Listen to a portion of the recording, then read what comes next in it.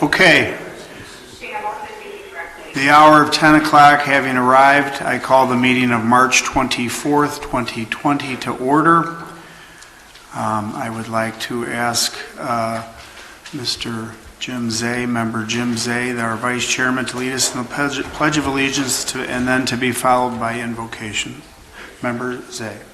I pledge allegiance to the flag of the United States of America and to the republic for which it stands, one nation, under God, indivisible, with liberty and justice for all. Thank you, Mr. Chairman. Let us pray. Lord, refresh the spirits of our residents, our state, our nation, and our world, and purify their hearts. May they lay their burdens, stress, and hurt in your hands, for alone you are our refuge. When we are faced with trials, do not allow them to dwell on the unpleasant circumstances they face. Anoint them with strength to seek help. May those who surround them offer encouragement. Heavenly Father, we are grateful that you protect us. We lift up our residents, healthcare workers, first responders, volunteers, and our staff as they are vulnerable during these times. Surround us with your hedge of protection. Guard our comings and goings in Jesus' name. So do not fear, for I am with you. Do not be dismayed, for I am your God. I will strengthen you and help you. I will uphold you with my righteous right hand. We pray in your name. Amen.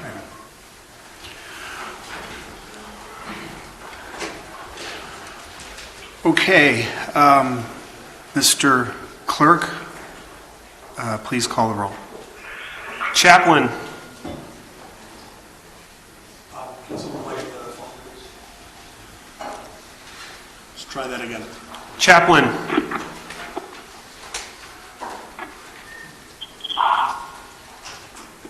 Member Chaplain, are you on the phone? Don? No, right here. She's listed on the phone. Okay, come back to her later, maybe. I'm on the phone. Covert. Yes, here. Desart. Here. DeCiani. Here. Eckhoff. Here. Elliott. Here. Hart. Here. Healy. Here. Krajewski. Here. Larson. Here. Noonan. Here. Ozog.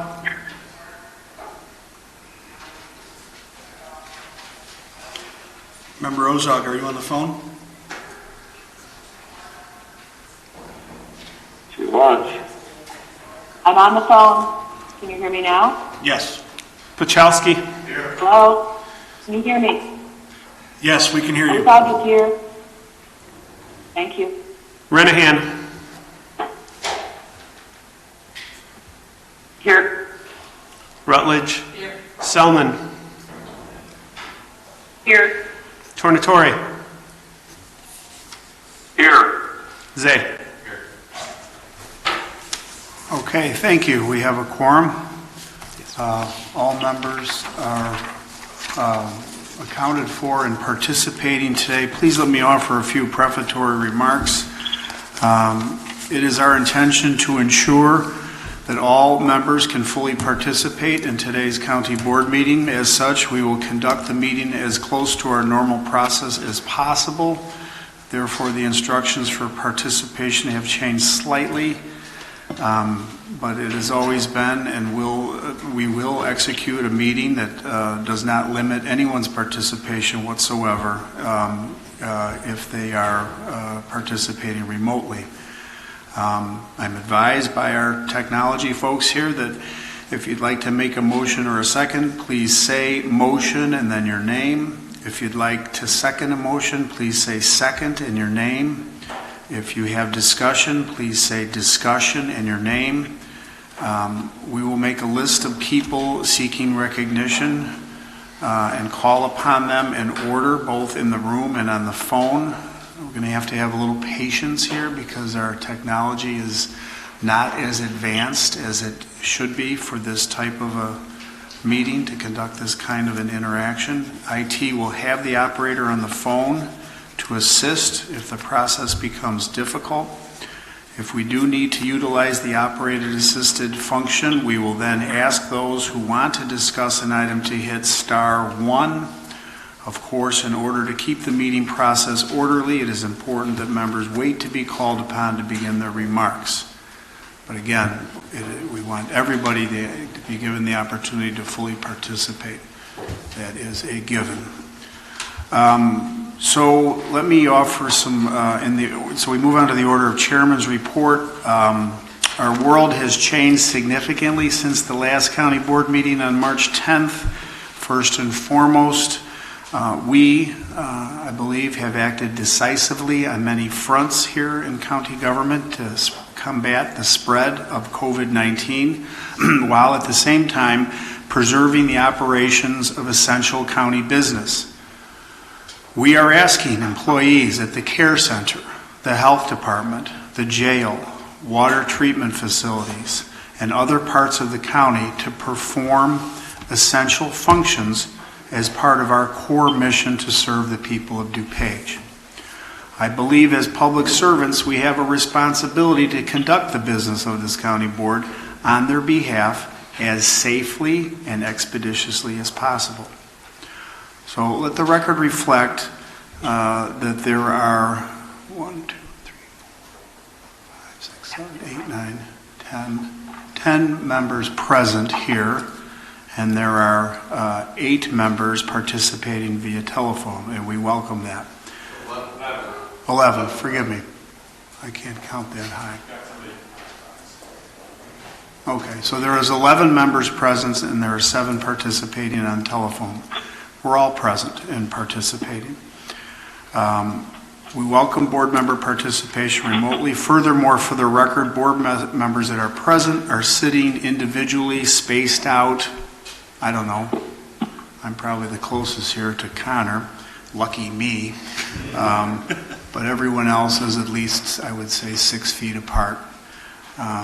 We will continue to conduct the people's business while adhering to public health and safety guidelines. We are accepting public comment via email. There are 4 staff members in our boardroom. There are 4 staff members in the boardroom, 2 on one side of the room and 2 on the other. We do have our medical director here, we'll be hearing from in a moment.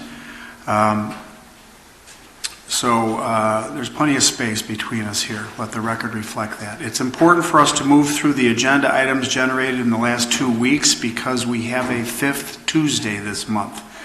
Based on past experience and anticipating the needs that may arise due to these new special circumstances, this crisis, I believe we will have many serious items to consider and vote on when we meet next on April 14th.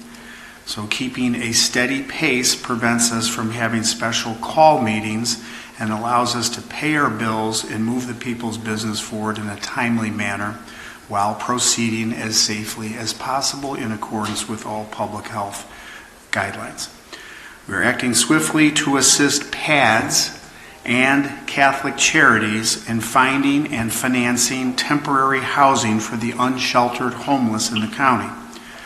As you have read in updates over the weekend, both organizations, PADS and Catholic Charities, closed their night shelters and shifted to provide hotel stays for the clients who rely on them.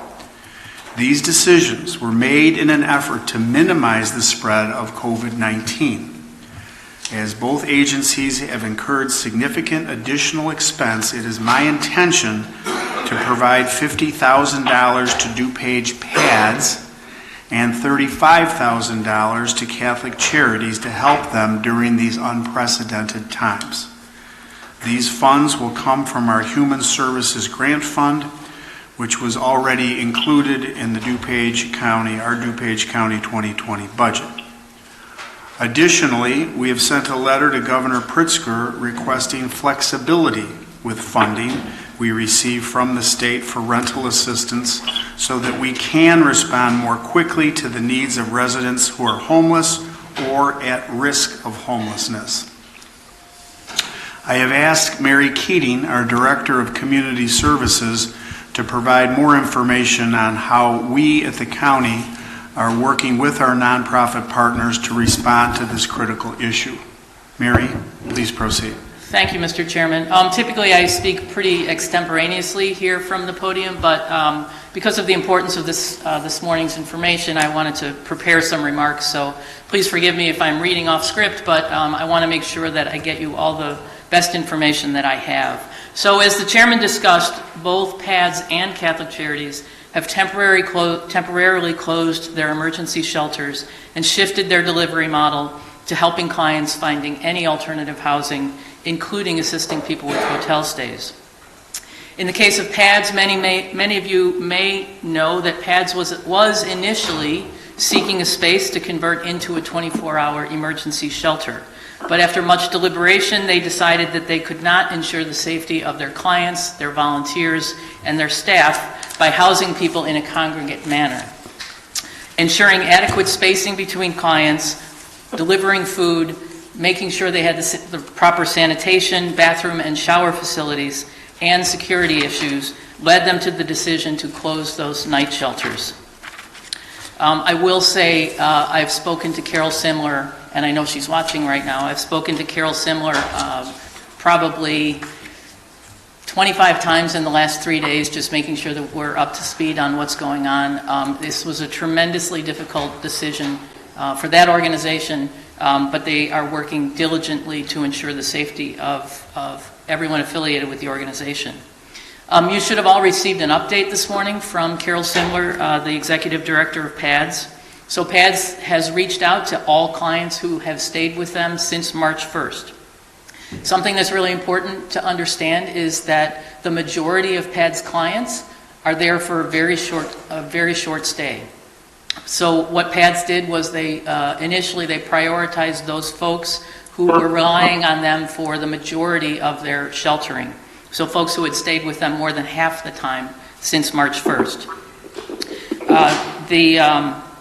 Some were able to find alternative housing with friends and family. Others were offered hotel stays and have been placed in hotels.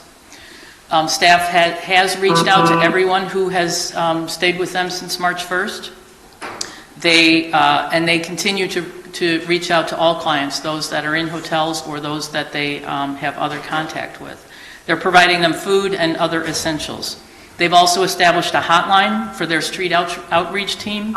So if you see someone who is unsheltered, you can contact the PADS Street Outreach Hotline, which is 866-682-3846, extension 2275. Here in our department, in the Department of Community Services, we are working to identify any of our rental assistance funds that could potentially be used for hotel stays. And as the chairman mentioned, we've written a letter to the governor requesting flexibility in the funds that come to us through the state.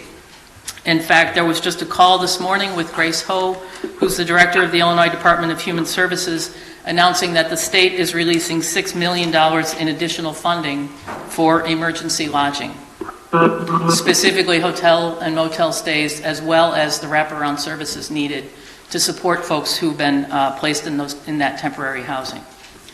Because evictions have been suspended in DuPage, our housing supports case managers are prioritizing those clients that we're aware of who are currently living in hotels and potentially at risk of losing that housing due to job loss, illness, or other economic stress. We're working closely with our other homeless prevention partners in the DuPage Homeless Continuum of Care to coordinate our efforts. If you encounter someone at risk of losing their housing, please have them call our information and referral staff. I should mention the department's information and referral staff is up and running. We continue to be providing services to our residents. So call INR at 630-407-6500. Okay, thank you, Mary.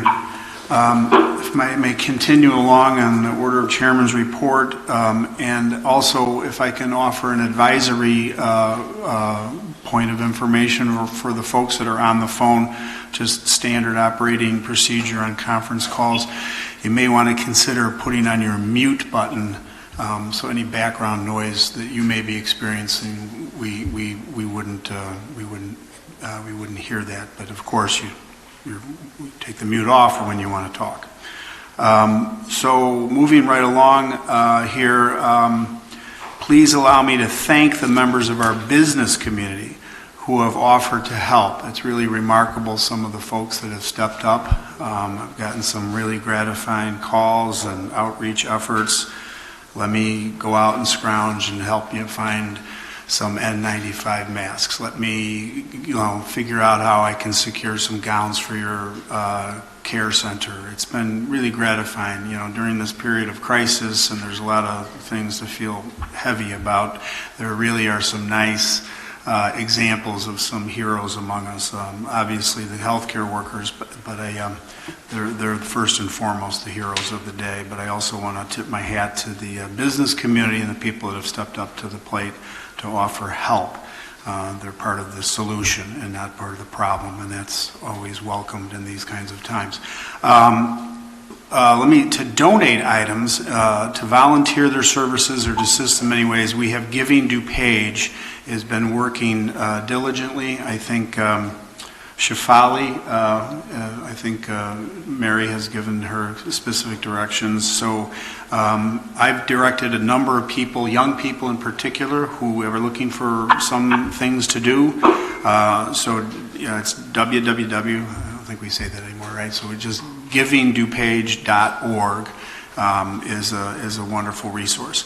Our Office of Homeland Security is mobilizing to collect and organize donated personal protective equipment, or PPE. Anyone wanting to donate items can email us at oem@dupageco.org.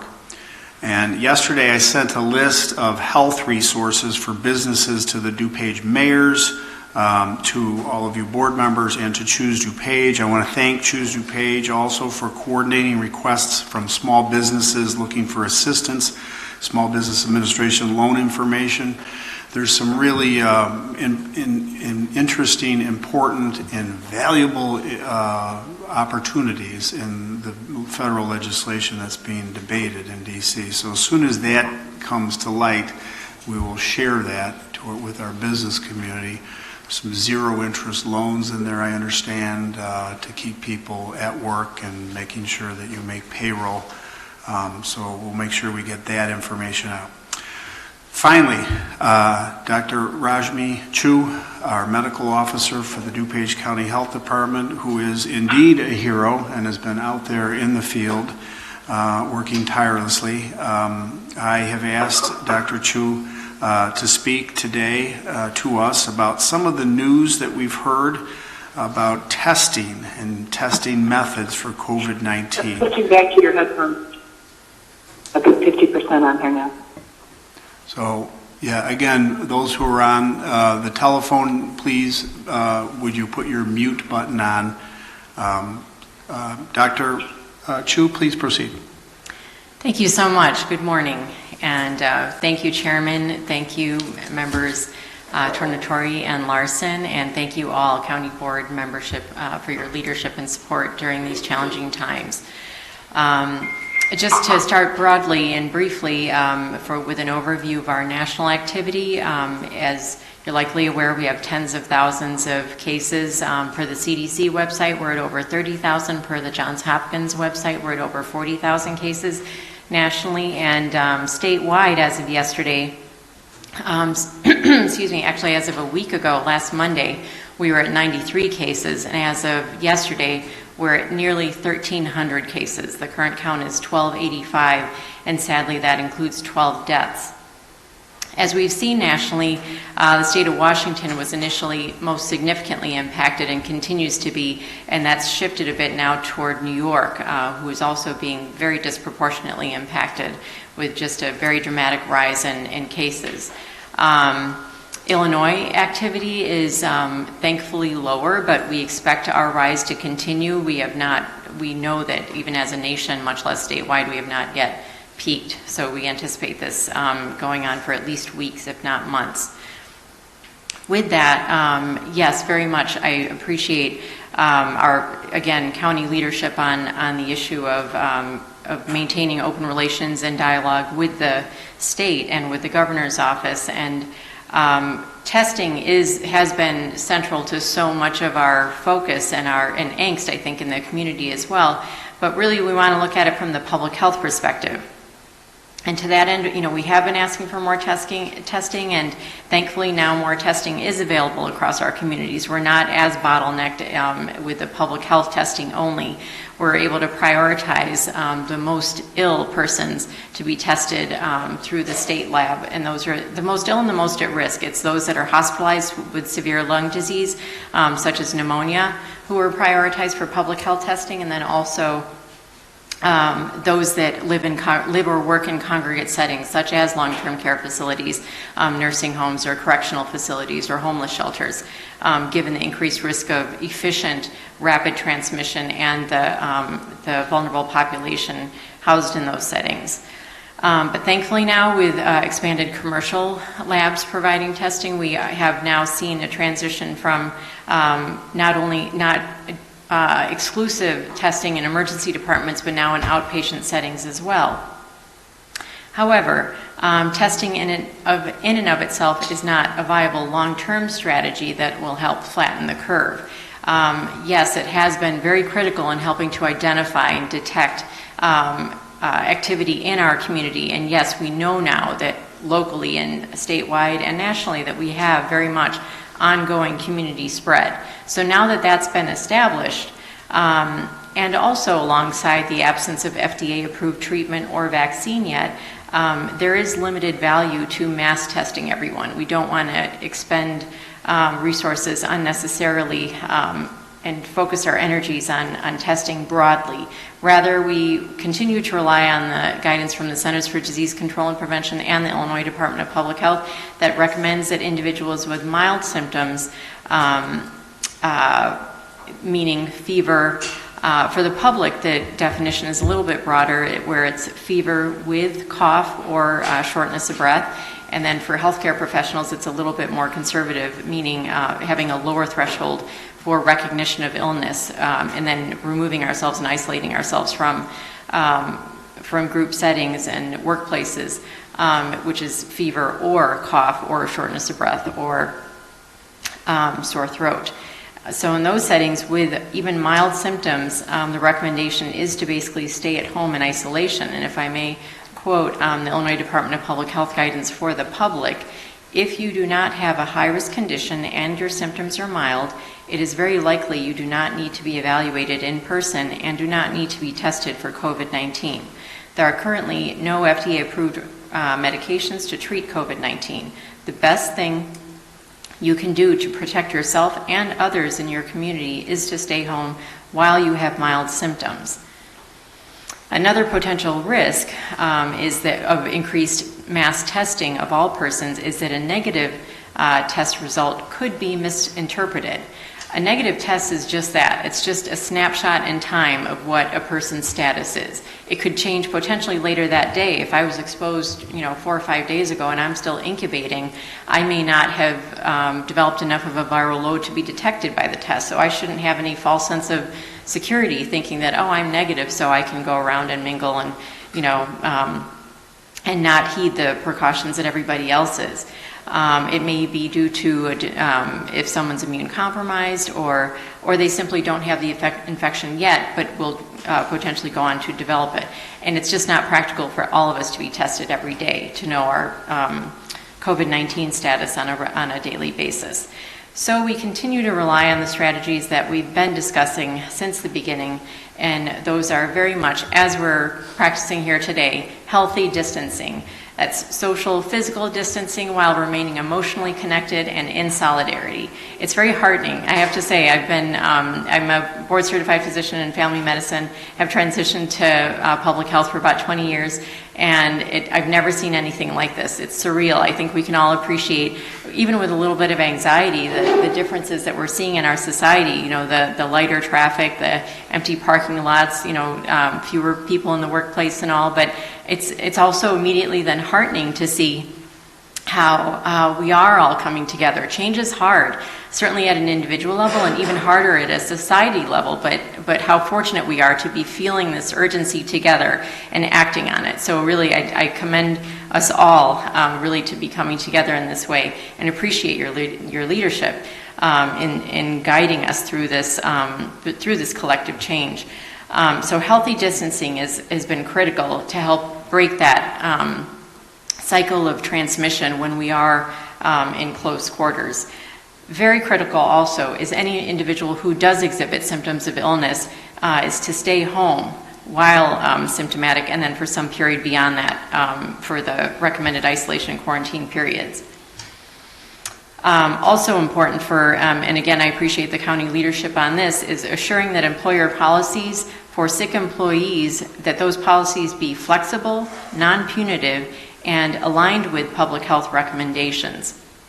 The last thing we want to do is disincentivize someone from reporting that they're ill and being home and protecting those around them from transmission and further spread. Also important is cough etiquette, covering your cough either with a tissue or with your inner sleeve, and practicing respiratory etiquette. And then again, if not most critical, hand hygiene. Washing your hands frequently and for 20 seconds with soap and water. If soap and water are not available, then certainly use alcohol-based hand rub that is 60% alcohol or higher. Another component that we're shifting into now is self-monitoring with temperature checks and symptom reviews, again, to see if you have a fever or cough or shortness of breath or sore throat. And again, if I may, just some guidance that was issued late last week from the Illinois Department of Public Health, specifically for healthcare workers, but I think it's reasonable to apply this and customize it as we deem appropriate. In the setting of a pandemic with widespread community transmission in Illinois, all healthcare workers are at some risk for exposure to COVID-19, whether in the workplace or in the community.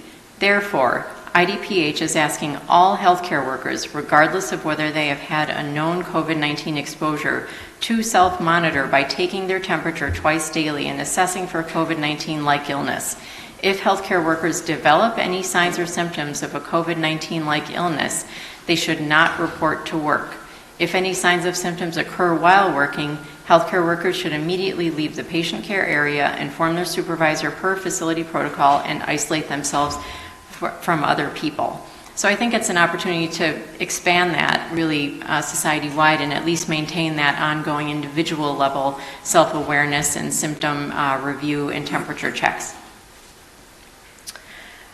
So again, with that, I would like to, from the bottom of my heart and really on behalf of the health department, thank our entire public health team and the collective leadership here at the county government. Again, Chairman, thank you, members Larson and Tornatori, and really all of our county board membership in collaboration with our government and community partners. I think this has been just an amazing effort really for all of us to relatively early in this situation, help to flatten the curve. Our goal really here is to help reduce adverse health outcomes, to reduce the disease and deaths in DuPage County and in our community, really to help restore and maintain the health and well-being of our community. So thank you again. I'd be happy to take any questions. Thank you. Questions? Member Dessart.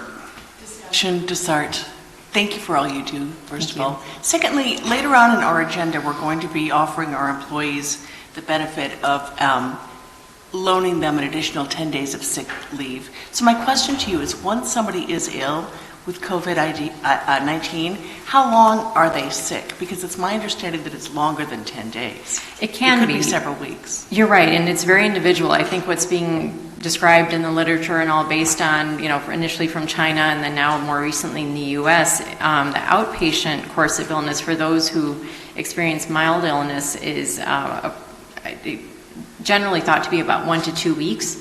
And then for those who are hospitalized, understandably, they are often experiencing complications related to the disease. So their recovery time is often weeks. It can be 2 to 4 weeks, sometimes longer. For example, if they were intubated and on a ventilator and lost, some of their conditioning, then it takes longer to rehabilitate. But generally for outpatient illness, it's been described as 1 to 2 weeks. And there are some kind of flow charts and infographics that Illinois Department of Public Health is developing where the recommendation, for example, a confirmed or suspected case of COVID-19 is advised to stay home or self-isolate for a minimum of 7 days, but that is extended if that person's fever continued beyond, so it's basically a minimum of 7 days, but also 72 hours of being fever-free without the use of fever-reducing medication, and your symptoms are overall improving. So, for example, if someone is fever-free as of day 4, then the 72 hours would fall within that 7-day time frame. But if their fever is not resolved until day 6, then they need to go an additional 48 hours past day 7. So then that would extend it beyond that. So follow-up question. So since this resolution that's a little bit further in our agenda is unique and only there because of the coronavirus moving to COVID-19, would you recommend that this body increase that 10 days to 20 or 30 days? Point more, Mr. Chairman, it's not for the speakers to recommend actions for this. Yeah, we'll get to that. She's a health expert, sir.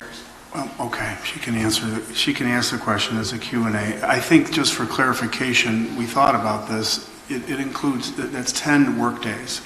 So that means weekends, that means 2 weeks. Okay, That I'm means just 14 asking an days. expert Yeah, in the okay. health department Okay. about An her HR opinion. policy.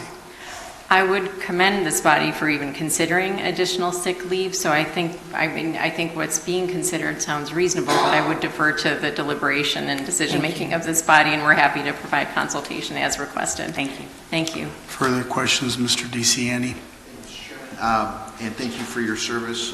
We know it's a very hectic time. As HHS chair, I've been in communication with many of the heads of our hospitals here in DuPage County and throughout Cook County as well. And the complaints that I've been getting from the CEOs of the hospitals are lack of testing kits, lack of turnaround time from the labs, up to 5 days, 6 days to get a result. This is putting many healthcare workers on the front lines at risk. Based on your wife's expert opinion or observations, or is your sister? I'm trying to remember what your authoritative source was. This is CEO Mary Lou Mastro of Elmhurst Edwards Hospital that told me this personally. Okay. Yeah. But I also have a wife in the business. It's on the front lines. Thank All God. right. She's a great caregiver. Okay. I know you've got a lot And to so say is my about sister, testing. and so is my I'm brother. sorry I But no, interrupted. this is the CEO of Elmhurst Edwards. You know her? Ever talk to I Mary know Lou? her very well. Okay, very good, very good. Well, obviously, I haven't spoken to her because she's definitely on a different page of a 1 to 2 day turnaround from our labs, which is what you were professing a week ago. It was 1 to 2 days a week ago. So my question is, are we getting the testing kits? Are we getting the PPE? Because I'm very much concerned. We have a limited amount of medical staff. And if the folks that are on those front lines, whether it's first responders as paramedics or paramedic firefighters or their nurses or doctors, if they get infected because of lack of testing and lack of personal protective equipment, N95 masks, eyewear, basic necessities, are we getting these things from HHS? And can you talk about that? Because I'm hearing that we're not, and that's a problem. Right. From the testing perspective, I think the volume of test kits has been under-delivered. I mean, frankly speaking, we know that we've seen much fewer test kits and much less capacity to test than we had anticipated weeks ago. But that said, we do now know that it is in our community, so it's certainly at the clinician's discretion when they would like to pursue testing, and there certainly are many indications where it would be recommended. There was a change in personal protective equipment or PPE guidance recently, just in the past week, where at least now the transmission mode of COVID-19 is is primarily recognized to be by respiratory droplet versus airborne. So early on, and this happened with H1N1 as well, that when it's unknown, it's a novel strain, nobody has any baseline immunity, we want to be as protective as possible and as safe as possible for everyone and for our workforce who is interfacing with patients every day.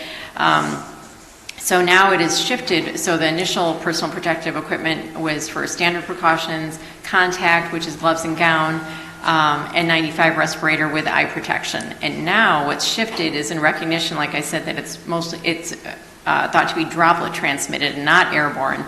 That, and this has been a helpful shift, that now even in outpatient settings they can test, because the shift has now gone to standard precautions, contact, the gloves and gowns with a face mask or a procedure mask, and eye protection. So not everyone needs the N95 unless they are in the presence of a procedure, an aerosolizing procedure, such as someone being intubated or receiving a nebulizer treatment or suctioning or anything like that, where it might generate some of those airborne smaller particles that can hang in the air. So that shift has been helpful, but with that, I would like to ask Chris Hoff, who could comment a little bit more on the personal protective equipment supply that we're receiving within the state and locally. Thanks, Rashmi. Hi, Chris Hoff. I'm the Director of Community Health Resources for the Health Department. We are starting to see some supplies of PPE coming from the state stockpile and the federal strategic national stockpile. It's not enough. So we've been collecting requests from healthcare agencies, first responders, other agencies in the county. We've received requests on the order of 1.5 million for masks, gloves, other pieces of equipment, and we're getting hundreds or thousands of those items. So we have an allocation plan that's really focusing on the most critical need to supply what we can. We are seeing those supplies, but not at the volume that we need. So yes, that's a continued need for us locally and the country, obviously. Can you express the conduit from the federal government? I understand it's HHS pushing this as the parent, but it's coming through FEMA. Is that the case to our state and then through IEMA? Can you explain exactly how that process is working? And is that our main supply, or is that a supplement supply? Sure. So there's two supplies we've received personal protective equipment from. One is the Illinois pharmaceutical stockpile, a cache of PPE and other items at the state that they control. The other is the federal strategic national stockpile that is administered by HHS. It comes through their Office of the Assistant Secretary for Preparedness and Response. That comes to the states. All 50 states have the ability to request those items. They're getting supplies from the federal government. The state health department then is the one distributing those to local health departments. And that's a plan that's been in place since 9/11, really, that we've developed this national stockpile. But it's not sufficient when every area of the country is dealing with the same situation all at once. Gotcha. Should we be potentially buying things through the county then to help you with this? Or do you need extra money that we could appropriate so we could actually self-purchase PPE or kits or whatever we need to do to help you? Is that something that we can do to help you? I think every agency in the county that delivers some level of healthcare or first response needs these items. So however we can get those supplies to them is beneficial. We have cut back on our direct patient care at the health department to conserve PPE items, and we're working with those responders to find vendors and suppliers. Even if you have the money, sometimes the supplies just aren't there. But yeah, I think any way that we can support our partners across the county is beneficial. Further questions? Member Rutledge, followed by Member Pachowski. Thank you, Chairman. Discussion, please. Kind of a two-pronged question for me is, I understand that a lot of people that are experiencing this virus are asymptomatic. And from that aspect, will we get to a point where we can test people that think they may have contracted the virus?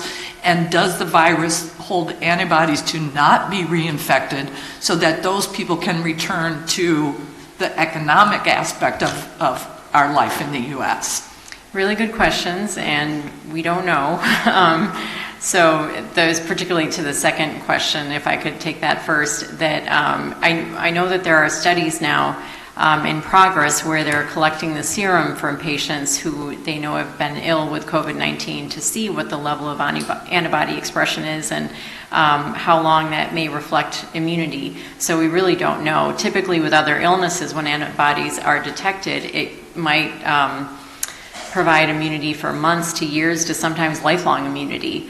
But with this, we just don't know if that's the fact, if that's the case. But good thought, and at least for short term, I've heard that even some persons on an experimental basis that they are collecting serum and using plasma. I think it's some blood product from persons basically who have recovered from it, and now providing that as treatment for some severely ill individuals. But again, from an immunity perspective, you're right, that would help. That would be nice to have a reentry strategy of persons with baseline immunity. And then to your first question about, yes, so the double-edged sword of having 80% of persons with COVID-19 illness having mild illness or sometimes maybe asymptomatic or subclinical is that fortunately it's mild, so they're not experiencing complications related to this. But there is some risk of transmission. I think we've seen limited reports of asymptomatic transmission. But what we continue to hear from Dr. Fauci and other leaders is that it's symptomatic persons who drive transmission in epidemics. So that's really where we want to focus our energy and efforts. And we do still have to go on as a society. So we think that monitoring symptoms in ourselves and collectively and managing, from a public health perspective, persons who are ill to self-isolate and those who are not to continue but self-monitor is hopefully the balance that we need to reduce transmission and recognize illness and, to help reduce transmission as much as possible. So I guess still not quite sure on the answer. Is testing going to ramp up to a point where it would be more available to beyond those that are showing symptoms? And I see. I think that would be outside the scope of public health because it's just the testing of symptomatic persons at this time. And as I mentioned, it's really the prioritization of those that are severely ill or at increased risk in congregate settings who are being prioritized for public health testing. But you're right, as we have expanded capacity to test, there may be broader recommendations for, to know one's baseline status if they've either had the infection and have immunity or if they are currently infected or infectious. So, I'm sorry, we just don't know at this time, but I think those are excellent questions that we need to keep pursuing. Thank you, Doctor. I appreciate all that you're doing and your staff for this. Thank you. Further discussion, Mr. DC or Mr. Pichowski.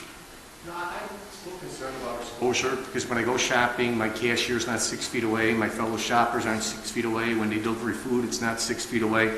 So testing on Monday, Tuesday or Wednesday, you're going back the same way. Should there be an issue as far as exposure? And my thought is, what telltale signs should be used or implemented for people who think they have it? Because it seems to me everybody's going to get tested on one day and 3 days later you're going to get tested again. And, I'm just concerned about the exposure issue. Sure, absolutely. That's an excellent point about the test, that it's just that moment in time. It's not any ongoing assurance that it can provide us. And that is part of the difficult recognition that now that we do have evidence of ongoing community spread, that we really need to assume two things about ourselves. One is that we have likely been exposed, therefore we need to continue to self-monitor, and we may have it. Maybe we have it and we're asymptomatic, and all the more reason then to practice the social distancing as much as possible. I agree, that it's inevitable at some point that you're going to pass someone, or even if we're social distancing, that you're taking a walk and someone drives right by you on a bike or something and they're within that 6 foot distance, but at least it's fleeting and then less likely to, have that prolonged kind of interaction where there is increased risk of exposure to respiratory droplets and all. So as much as we can practice those measures alongside the hand hygiene, the respiratory etiquette. And so we're just sort of in this new setting of community spread versus where it was, we really have shifted. We're in the transition is in progress, but we were initially in containment mode only, where there were, specific isolated cases, but now where we know we have many cases in our community, diagnosed, undiagnosed, that we're really more in the mitigation mode. When you talk about fever, cough, shortness of breath, sore throat, If you had to put the most important one first and work your way down, what would be the most important Fever. one that you would put down? And what would be the least important one? Because he just coughed and I'm ready to move, you know? So I don't know. I saw that. You know, can you tell me of those symptoms, is one more important than the other? And if you could put them in some type of, you know, sliding scale, because I think that would be helpful. Go ahead. I heard it. Yeah, you said it. So fever is experienced by about 90% of cases. That is the most common symptom. But then, as we know, some people, for a variety of reasons, may not mount a fever. But that's why it's advised to track, even if it's a subjective fever, someone's feeling feverish versus having a measured fever. About half, I think, of cases do experience some respiratory symptom, whether it's cough or shortness of breath, and probably, I think, even over half. And then some, less than half, do have reported some GI symptoms as well. And then along with the constitutional symptoms of fatigue and muscle aches and, headache and all. So it is sort of similar, unfortunately, to flu and to influenza and other respiratory illnesses. Thank you. Further questions, discussion, Mr. Larson? Thank you, Mr. Chairman, and Doctor, thank you as well. I know we work together in the Board of Health. The county doesn't know how great a resource we have in you, so we appreciate your ongoing efforts in this. I think, just to follow up on the question about symptoms, there's also a lot of disinformation out there. I think people hear somebody sneeze and they freak out. Sneezing has nothing to do with COVID-19, correct? So when people hear somebody sneeze, they may have allergies, but there's no evidence of that being related to COVID-19. Just sneezing and coughing, if someone is infected, Right. then sneezing can propel those droplets certainly to a wider range if they hadn't sneezed, but all the more reason to try to cover it with a tissue and or your inside of your elbow, and then practice good hand hygiene. And I just happened to observe someone wearing a mask for a moment, and just an opportunity to remind folks that masks are very, very important and helpful in not only healthcare personnel, but if a person is sick, as a method of source control. If someone is otherwise well, then we don't recommend mask use. And just a quick example from a study that was done during the SARS epidemic, when patients who were ill wore masks, that helped to reduce transmission of SARS to healthcare workers by 85%. So imagine the impact of a simple face mask in a person who's symptomatic to help contain those secretions. So that's really the role that we want to preserve masks for in persons who are ill. So, any other questions? Any other questions or comments? Mr. Eckhoff. Let's grab that one on the end there. Are you? Yeah, there you are. Oh, he touched it. Just briefly, what I wanted to know is, you said that about 80% of the people are asymptomatic. Or mild. But it's not just 80% of the entire population. It seems like it affects age groups differently. And that as you get older, Yes. you tend to have these more profound symptoms. Yes. And that you said there have been 12 deaths out of 1,256 people who've got it. That's a death rate of under 1%. So in regards to our policy and the way it affects different age groups in a different manner, it seems like it would be older people who've already got, just older people, period, 60, 70, 80, or people who've already got a pre-existing condition that affects them. It's not going to, it's much less likely to affect somebody who's 30 or 20. Much less likely, but so thank you for the question, and you're right. I should further characterize it.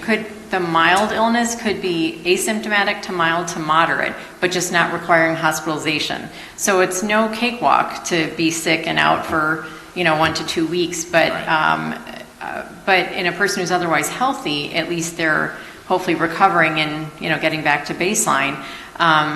But young adults are also not immune, so to speak, to this from complications either. I mean, a significant proportion. There was just a study last week. The CDC issued a report of an overview of the 4,000 plus cases as of mid-March.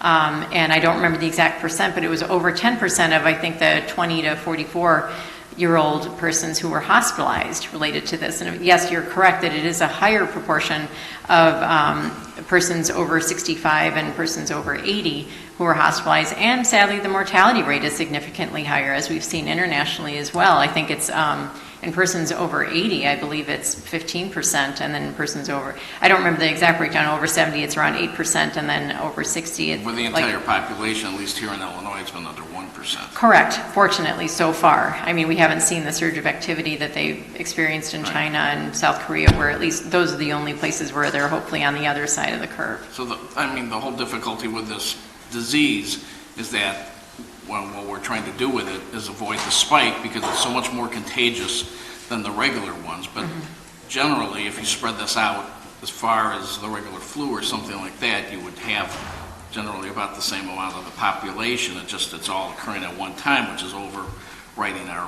hospital system. Correct, all occurring at once globally, and we have no vaccine, and we have no FDA-approved treatment, and as a society, we have no collective immunity. So hence the novelty of this COVID-19, and I think the appropriate response as well. Thank you. Good questions, thank you. Okay. I do, if I may, Yes, please. to express my personal appreciation to Karen Ayala, our executive director, who has really been spearheading our efforts, and with your support and leadership, and Chris Hoff, our incident commander throughout this situation. So again, thank you. Thanks to both of you, and again, thank you, Chairman. We're and very our blessed to members. have your expertise and Karen's expertise my and privilege. leadership. Honestly, we are very blessed to have a fabulous health department. Okay, well, thank you very much, Doctor.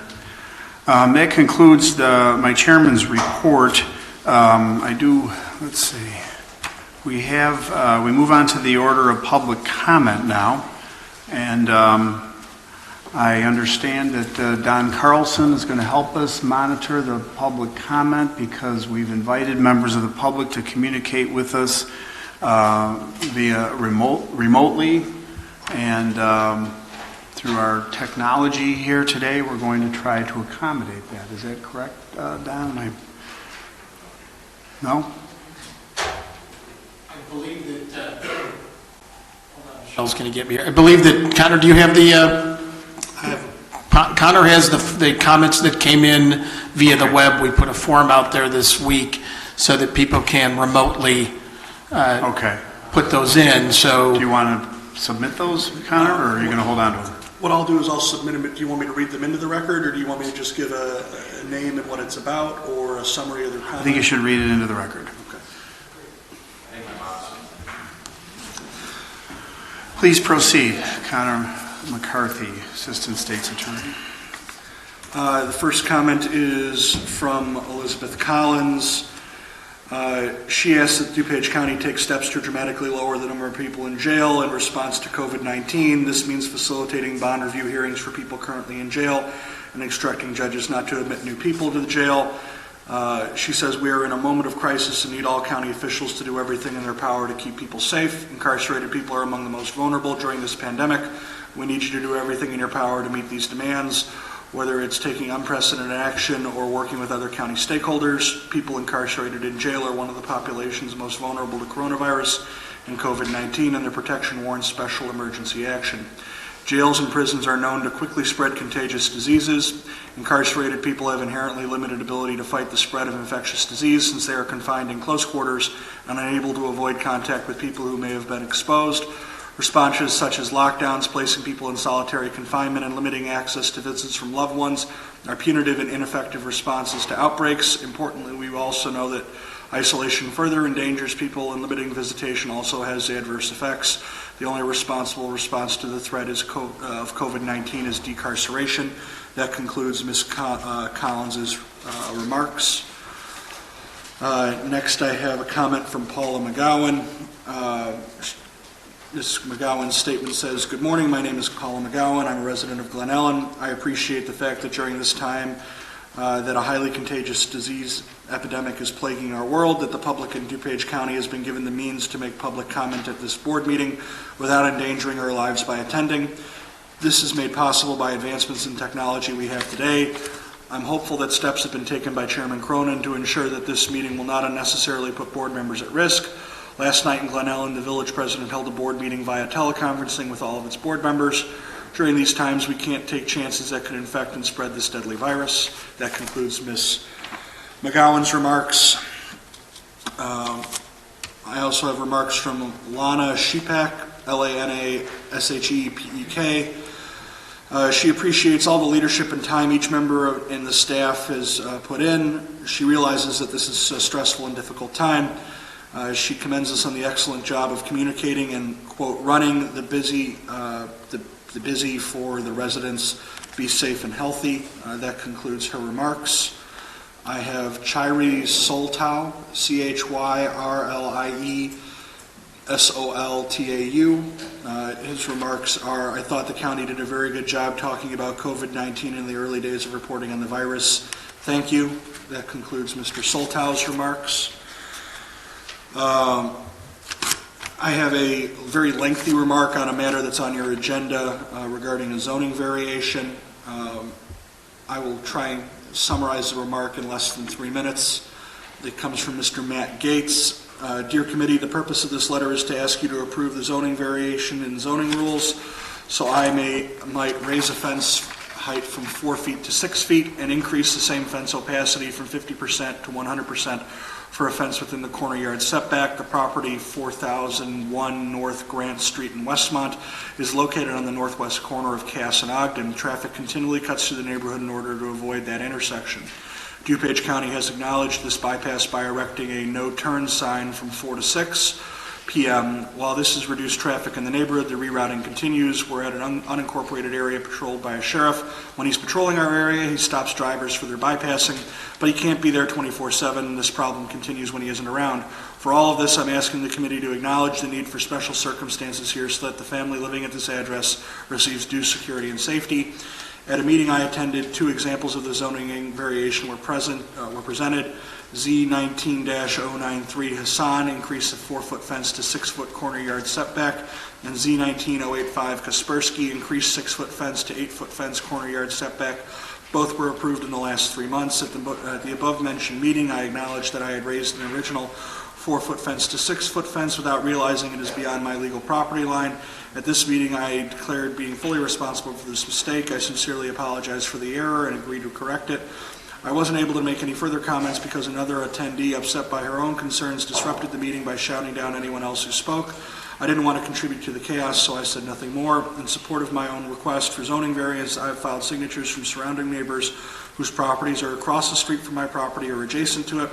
All approve of where the fence is now. I have no objection to its location. I received approvals from the Village of Westmont Building and Zoning in every department on the petitioner's fact sheet on file with zoning. I have also filed with zoning pictures of 12 individual addresses, houses within 6-block area, all showing corner lot houses with 6-foot high backyard fences. I assume these fences were approved by the county to acknowledge the owner's same concern as mine for safety and security. I left the emotionally heated meeting disappointed that I hadn't voiced my own concerns and hadn't presented my own request for the presiding officer to evaluate. I immediately wrote the zoning board to explain that I had stepped back from speaking because I was too uncomfortable with the tensions in the room created by an attendee's emotional outbursts. I explained that I am not an argumentative character. In my thinking, I was helping, quote, calm, quote, with my silence. The woman was so emotionally upset by my fence and lives 2.2 blocks away, nearly a quarter mile from the house. When the hearing officer asked her how far she lived from my property, she wasn't able to answer with any certainty. Something I can't answer with certainty is why this neighbor is so concerned about my fence that she doesn't see. The street across from her house that she sees every day doesn't seem to bother her. In talking with her neighbor, I learned she's lived with the fence across the street for more than 20 years, yet no one has had her complain about it. I've reached 3 minutes. Suffice it to say, he asks the board to approve his variation request, and he appreciates being able to submit the comment electronically and not have to gather in public, and thanks us for our time.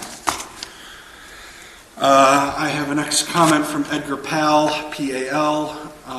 He thanks us for providing this opportunity to provide public comment via the online forum. He'd like to thank you all for your effort to inform the community about your response to COVID-19. He especially liked the videos that Ms. Selman, Ms. Covert, and Mr. Hart recorded and posted on social media for the millennials of DuPage. As a millennial himself, he thinks it's very important to remain informed with factual, scientific, and relevant information to help keep old people and vulnerable people safe. Additionally, he'd like to thank Clerk Kazmarek and her staff for their efforts in running the primary election last Tuesday.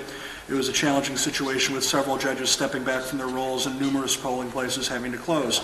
Having said that, he does request that the board take another look at the designated polling places for the general election in November. For example, there were no permanent early voting locations in the eastern side of DuPage County. For those residents that wanted to vote early on Sunday and Monday before the election, they had to travel as far as Wheaton and Bloomingdale to cast an early vote.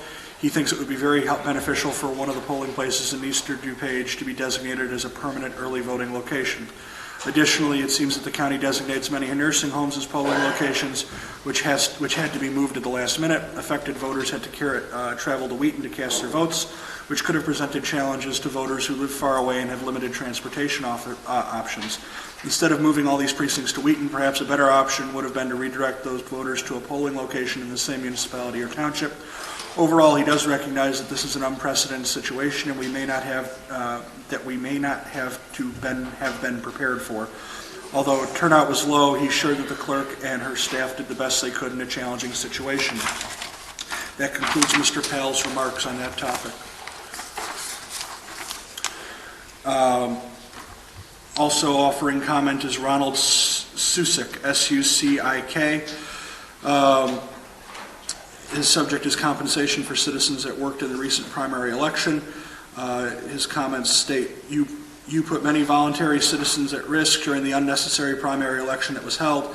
Instead of postponing or allowing time for a mail-in ballot, you required many people to be unnecessarily exposed to multiple contacts, while at the same time the governor shut down restaurants, bars, or any other meeting places that may have had multiple people in attendance.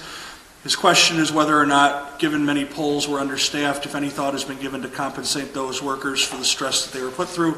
More importantly, are you going to notify any poll workers if anyone who voted has reported being positive with the virus? Thank you for your time and effort, Ron Sucik. That concludes his remarks.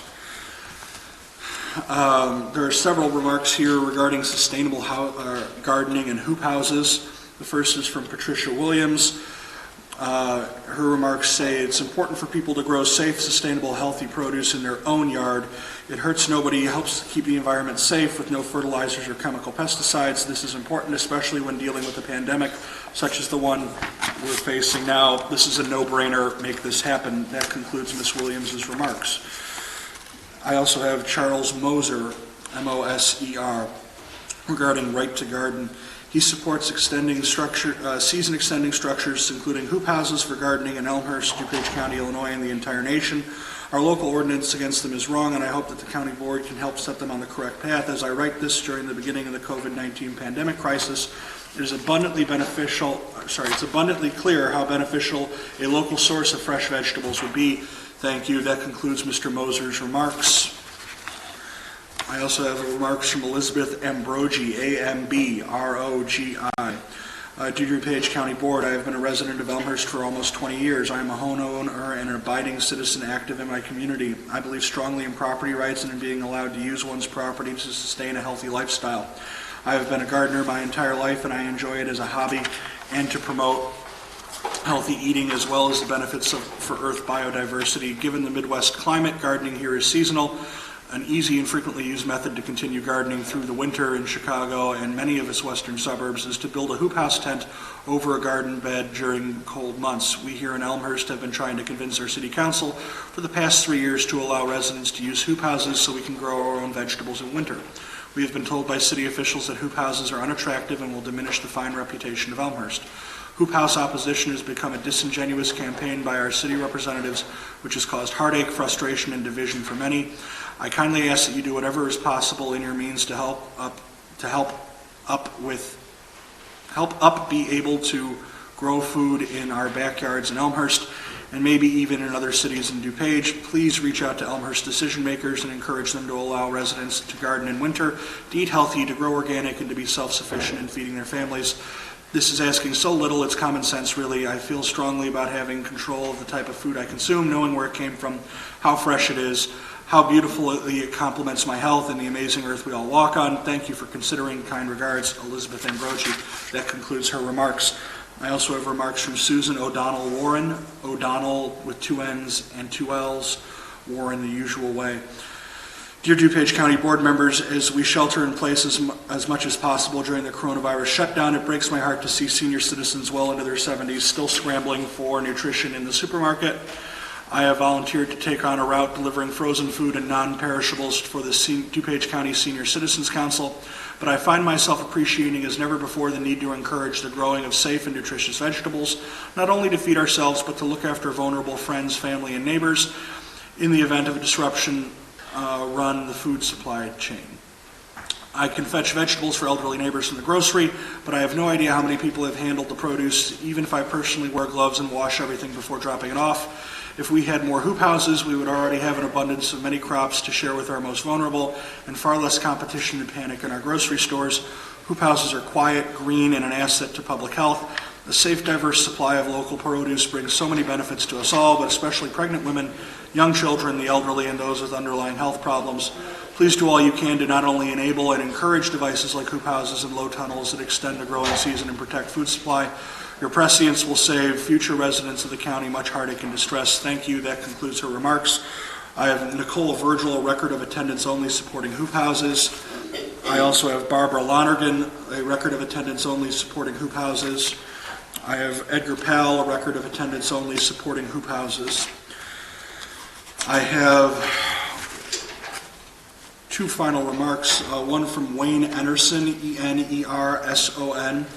His remarks state, why does the county board get over $50,000 for a part-time job and also medical, followed by several question marks. That concludes Mr. Enerson's remarks. I also have a comment from Larry Gray, G-R-A-Y. During this period, the property taxes should be reduced. Many residents may lose their homes due to lack of funds. We need more support from our county officials on this matter. Help. That concludes the public comments I've received. Okay, thank you very much, Mr. McCarthy. You did a fine job there. We move on to the order of business entitled consent. So there's been a motion and a second. Mr. Clerk, please call the roll. Zay. Aye. Chaplin.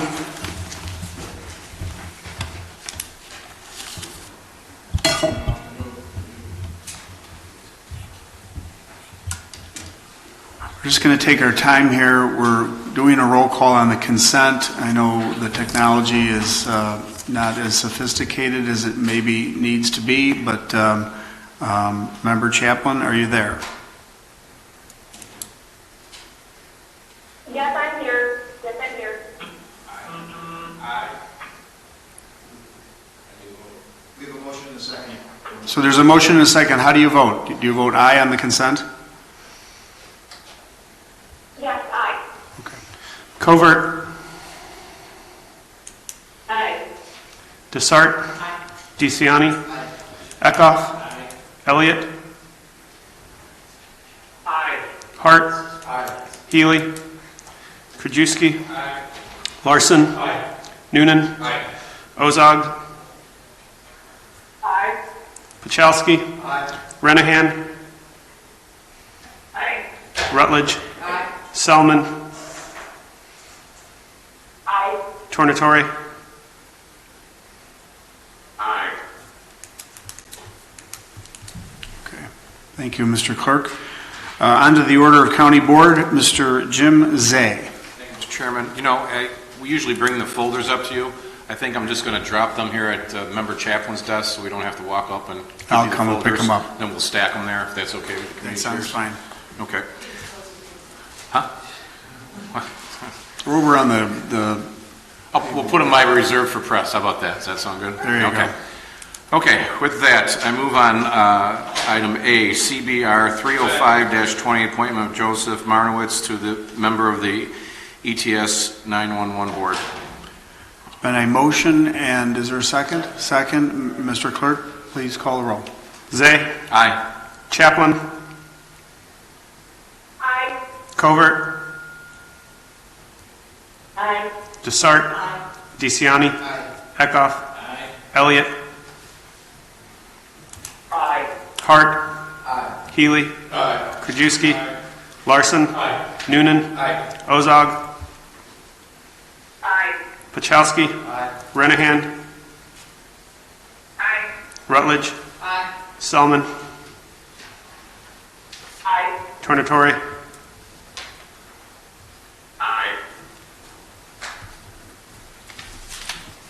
Passes. Thank you, Mr. Chair. I move on CBR 30820 to declare a state of emergency in DuPage County. A motion and a second, request for leave. Leave is granted. Mr. Zay. Mr. Chairman? Oh, forgive me. Confirm that the folks on the phone Don't have any objections since they don't really have time. Yes, I'm sorry. Just want to make sure everybody's okay on the phone. We did there was a motion and a second and a request for leave. And I want to make sure if anyone has any objection on the phone to granting the leave, please, I'll give you a chance. Otherwise, I'll go ahead and grant the request for leave. Okay, thank you. Mr. Zay. Thank you, Mr. Chair. I move on CBR 30920, resolution to temporarily suspend county board rules. Sure, there's been a motion and a second, and member to start seeking discussion on this matter. Please Thank you. proceed. Thank you, Chairman. Just really quickly, I think that because the OMA rules were relaxed by the governor of Illinois, I think anywhere where it says executive order of the governor, for example, for the period of time in which the executive order of the governor, just to add, as an editor, just to add of Illinois. Sure. That's my suggestion. Sure. So wherever it says executive order of the governor, add of Illinois. Fine. Nobody should have a problem with that, right? Okay, Mr. Healy.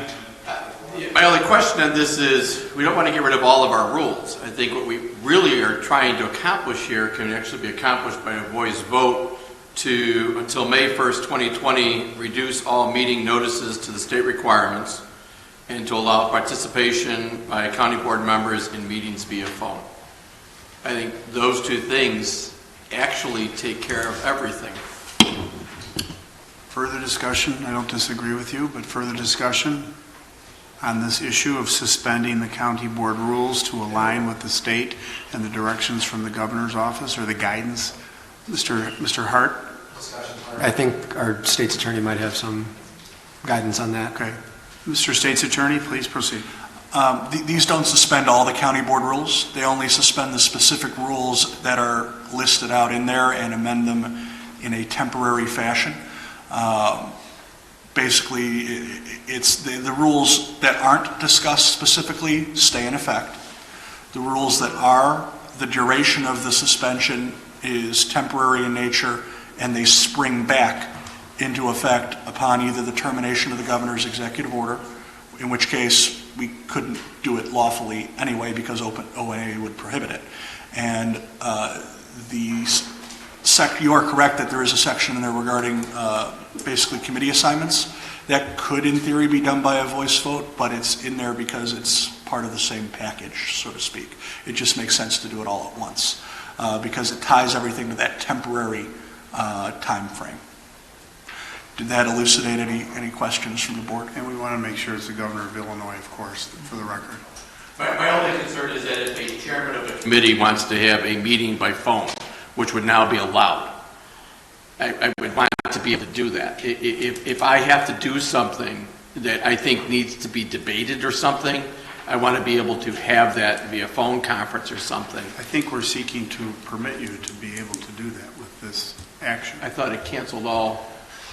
Well, Oh, that's all right. I think what we're concerned about is that paragraph 5 states that basically committee chairs can't call a committee meeting, only the county board chairman can call a committee meeting. I think we're concerned about that just for the mere fact, and I understand the thought of it, because what we're trying to do, I mean, as we did not have finance, I'm not going to have stormwater, we don't want a committee. Our main thing is to keep our employees safe and not be coming together. So I think what the chairman and some of the board members are worried about are some committees that want to have, for some reason, have a committee meeting. And right now, I don't think it's appropriate. I don't think the chairman thinks it's appropriate. So we don't want somebody all of a sudden saying, I want to have a committee meeting and jeopardizing the health and welfare of our staff. I understand that.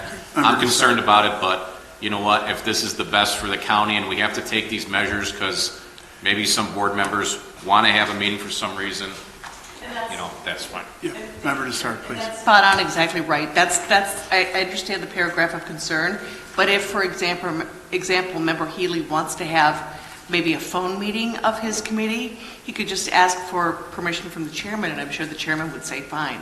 I think we're just trying to not have in-person meetings. Would that help you, Member Haley? Yeah, I agree. Thank you. And I think the chairman's amendable if a Of committee course. chair called and said, Exactly. I'd like to do a meeting via phone. Right. Of course, if somebody called and said, I want to have a meeting in public, I don't think that's the goal right now of us, Right. is to be sitting Thank here you. for these amounts. Thank you for identifying the issue. Are you okay with Mr. Pachowski. I agree with these changes because we have an executive order in effect, and I think we have to be addressing these needs as they change on a daily basis. So I think that anything needs to be done, we can go through the chairman if these rules are suspended. I think that's what should happen. Okay. Any further discussion? Anyone on the telephone line? I have to just ask one more question. Dan, if you become ill, okay, and before we understand it, we need to have some kind of meeting. I'm just looking for, you got to remember, we fought through these things 12 years ago. These are not during your term as chairman. These are prior to that us on the county board fought through these rules. Remember when you took them away when I first got elected? Huh? Who was the guy? And I didn't ask for them back. I said, fine, you guys want to have them, you can have them. But I think we're covered though, Jim, in the rules. Okay. I mean, if something were to happen to the chairman, the vice chairman's there. If not, then if the vice chairman's ill, then we have to, go on other ways, but. Kind of HHS chair and finance chair, I think we should be in a position, given these times, to be able to call a meeting if something happens to our Chairman Cronin, or what. I think those two committees, especially given what's going on right now, should have the authority to do that. So I would, as HHS chair, I'd personally like to have that privilege. If we need to have a meeting, if Care Center needs something quickly, or if we decide to buy PPE. But that's under emergency procurement, so the chairman can okay that and would, as he updates us on that. Right. I mean, that's. So would the body be amenable that if any, all in-person meetings would have to go through the chairman, but committee chairman would still be able to conduct phone meetings? Would that be an amenable? I want to permit, if a committee meeting is necessary. Right. It goes without saying, I want to be able to accommodate those meetings and people participate remotely. Remotely. Without a doubt. Would that be amenable? I'm fine. All right. Yes, sir, Mr. Larson. I just want to caution the body because we're talking about a situation here. We have certain obligations we need to meet in terms of recording meetings, having staff available to produce minutes and so forth for these meetings. We can't just say, all right, everybody get on a conference call and hold a meeting. Well, it would have to go through the chairman's office to begin with, and we wouldn't make those decisions lightly. Right, and I understand, but there's expressions of saying, let's take that away, and it doesn't have to go through the chairman's office. And that's what's of concern to me. I've been in circumstances where people think, well, if one chairman's calling a meeting, well, I better, because I don't want to be the one guy who's not holding meetings. I mean, I was the first one to cancel my own meeting for the benefit of this body. I do think we need to have some controls over this so we don't just have chairmen on their own saying, I'm going to call a meeting. I don't think that's going to happen, Bob, and I think everybody understands their obligations here. If you're going to have a public meeting, you're going to have to make sure that you abide by the state laws that require Open Meetings Act, require an opportunity for public comment. So an informal meeting on the fly of a conference call is not going to be a meeting, and if there's an attempt to do that without a proper going through proper channels, then that would be in violation not only of our rules but the Open Meetings Act. Discussion. I think Member Chaplin, I heard your voice. Yes, please. Thank you, Chairman Cronin. So I can hear Chairman Cronin very well, and I can hear Connor. But the rest of you could please lean in and speak up to your microphones because it's very difficult to hear the conversation from anybody else speaking. Okay, it's very hard to follow. I can hear the chairman very clearly, and Connor doing a great job, and the others who speak directly into the mic. I think that would be helpful. Thank you, Member. Mr. Chairman? Yes, sir. Mr. Chairman? Mr. Elliott, yes, sir. This is Tim Elliott. I'd like to echo what Member Chaplin said, and can I ask one other thing? Can every board member, when they speak, also state their name? Because I know that you in the room can all see who's speaking, but the video is lagging by about 15 19 or 20 seconds, and so it's not always clear to us exactly who's speaking. So if those in the room could just take their name every time they speak, that would be very helpful. Okay, thank you. Thank you, Tim. Where were we? Roll call. Or leave. Okay, Leave. there's been a motion and a second, a request for leave. Leave is granted. Thank you, Mr. Zay. You place those files over there. Thank you, sir. On to the order of finance, Mr. Bob Larson. Thank you, Mr. Chairman. This is Bob Larson speaking. First, I would move, just to make sure, to discharge Finance Committee for all those matters being addressed on this finance agenda. Motion and a second. All those in favor say aye. Aye. Opposed, nay. The ayes have it. Please proceed. Thank you, Mr. Chairman. I would then move approval of FIR 28120, a resolution providing for the issuance of not to exceed $52 million in aggregate principal amount in revenue funding bonds for the Morton Arboretum. Are you going to? Okay. There's been a motion and a second. Yes. Mr. Clerk, please call the roll. Larson. Aye. Noonan. Aye. Ozog.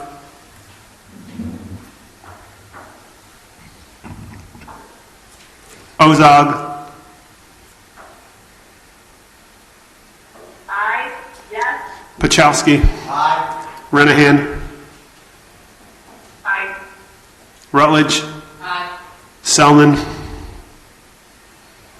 Aye. Tornatore. Aye. Zay. Aye. Chaplin. Aye. Covert. Aye. Desart. Aye. DeCiani. Eckhoff. Elliott. Aye. Hart. Aye. Healy. Aye. Krajewski. Thank you, Mr. Clerk. Mr. Larson. Thank you, Mr. Chairman. I would then move to combine agenda. Excuse me. Yes, please. Excuse me. Member Ozog. Mr. Chairman, this is Mary Ota. I just want to be sure that my yes vote is registered for that bond for Morton Arboretum. Yeah, I don't know that we got into that yet, have we? That was just it. We just did it. Wow. Okay, yes, it did. I think that was unanimous, wasn't it? Yeah. Thank you. Unanimous. Thank you. Thank you. Thank you, Mr. Chairman. I would then move to combine agenda items B through E. It's been a motion to combine items B through E and a second. All those in favor say aye. Aye. Opposed, nay. The ayes have it. Thank you. The items are combined. Please Thank you. proceed. Thank you, Mr. Chairman. I then move approval of the following, which are all intergovernmental agreements with various townships for police services. FIR 29420 with Bloomingdale Township, 29520 with Milton Township, 29620 with Wayne Township, and 29720 with York Township. There's been a motion and a second and a request for leave. Before I grant the leave, everybody on the line okay with this? Yes. Oh, okay, leave is granted. Thank you, Mr. Chairman. I would then move to combine agenda items F through J, all acceptance and appropriations. There's been a motion to combine items F through J. All those in favor say aye. Aye. Opposed, nay. The ayes have it. All right, the ayes have it. Thank you. It's like you're overseas, you know, it's like a little bit of a delay. Thank you, Mr. Chairman. I would then move approval of the following, which are all acceptances and appropriations of various grants.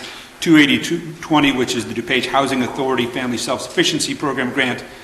28420, additional funding for the Community Development Block Grant Disaster Recovery Grant.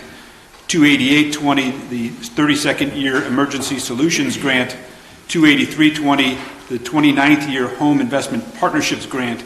And 28920, the 46th Year Community Development Block Grant. Leave. Is there leave? Any objection?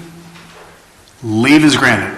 Thank you, Mr. Chairman. I would then move approval of FIR 320 bank depositories. Leave is granted. Thank you, Mr. Chairman. I would then move approval of FIR 30120 abatement of special service area number 31 2019 tax levy. Leave is granted.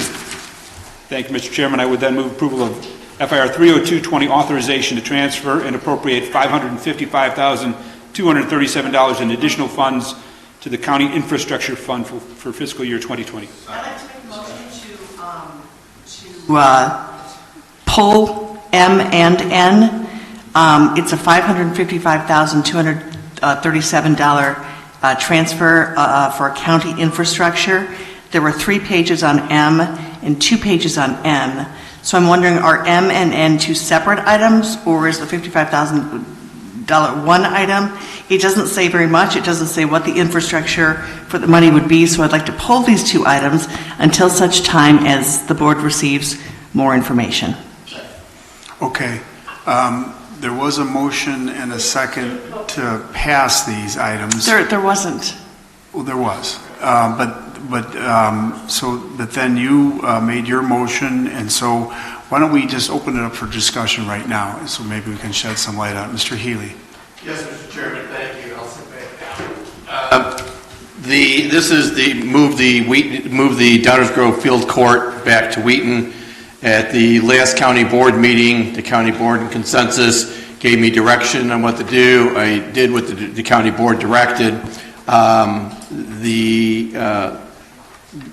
have received today a phone call from Al Stanich, I think that's the correct way to pronounce it, Stanich, from Woodridge, who asked me to read this to the board. It says, on behalf of the municipalities, we would respectfully ask that the county board continue this item to a future meeting so that there can be additional time to allow the public comment from the municipalities on this matter. So I was going to make this motion to do that. Mr. Chairman, that's all I have to say on this item. I think procedurally... Excuse me. Yeah. Excuse me. Yes? Mr. Chairman. Yes, please proceed. Mr. Chairman. Yes, please proceed. Yes. I cannot hear, and when people are standing, I think for today's meeting, I I'm speaking directly into it. Stay seated and speak into their microphones within a few inches. I did not hear a single thing Mr. Healy just said. The audio is quite difficult. Thank you. I will repeat it again. I am seated and I'm speaking directly into the microphone. I will speak louder. I received a phone call today from Al, the village administrator from Woodridge.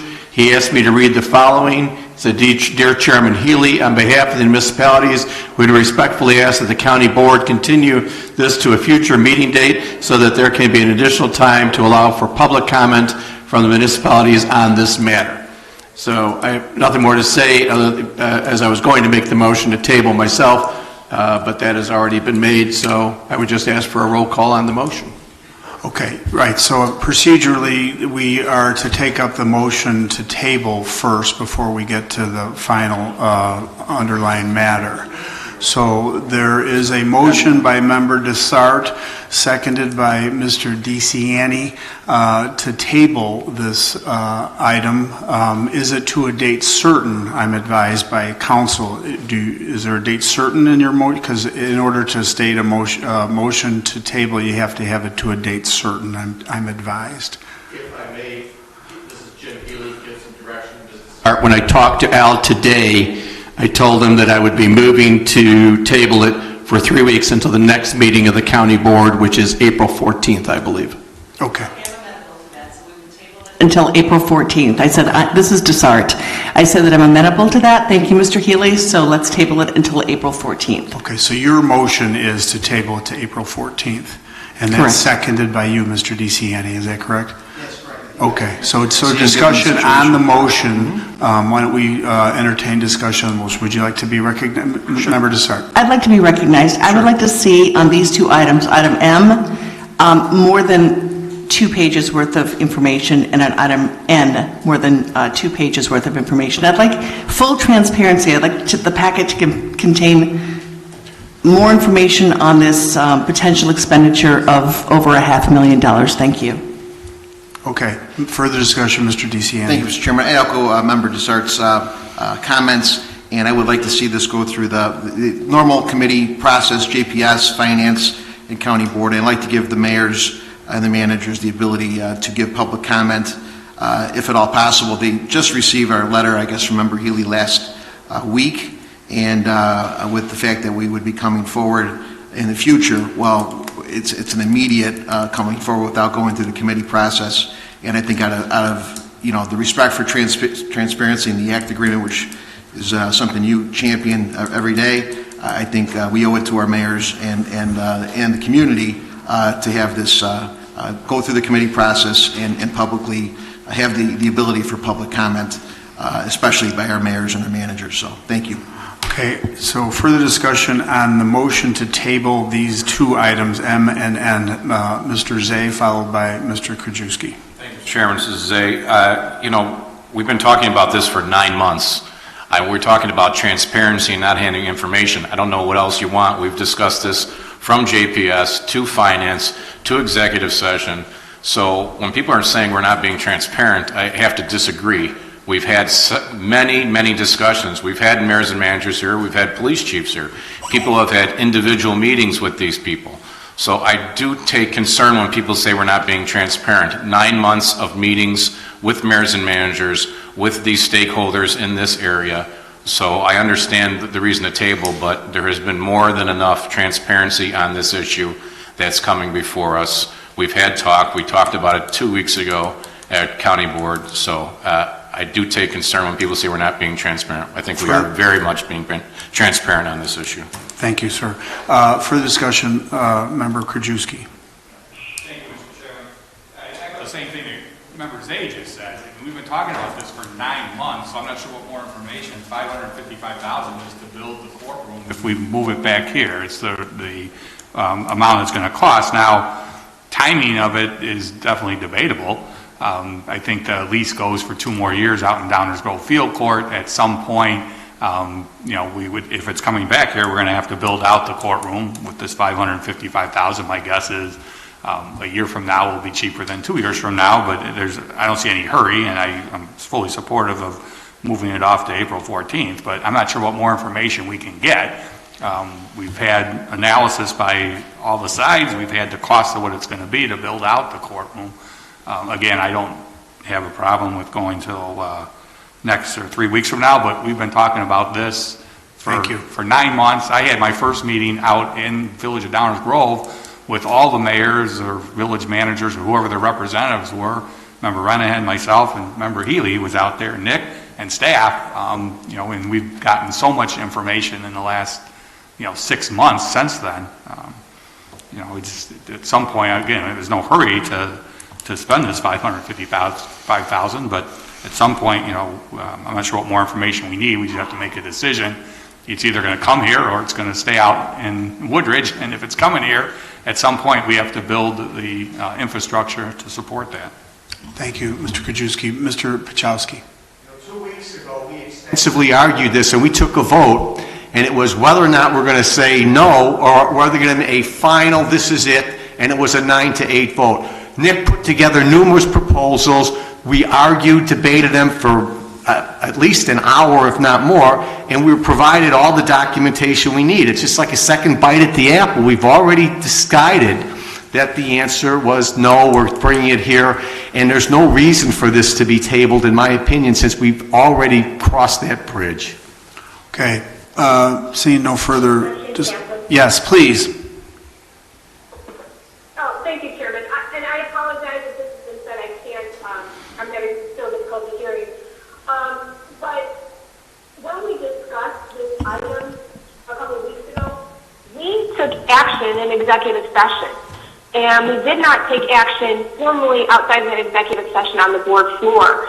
I think this item, both these need to be tabled. I think we need to take the vote that we took in executive session outside in the open meeting, and then after that vote is taken, we can go on and do these resolutions.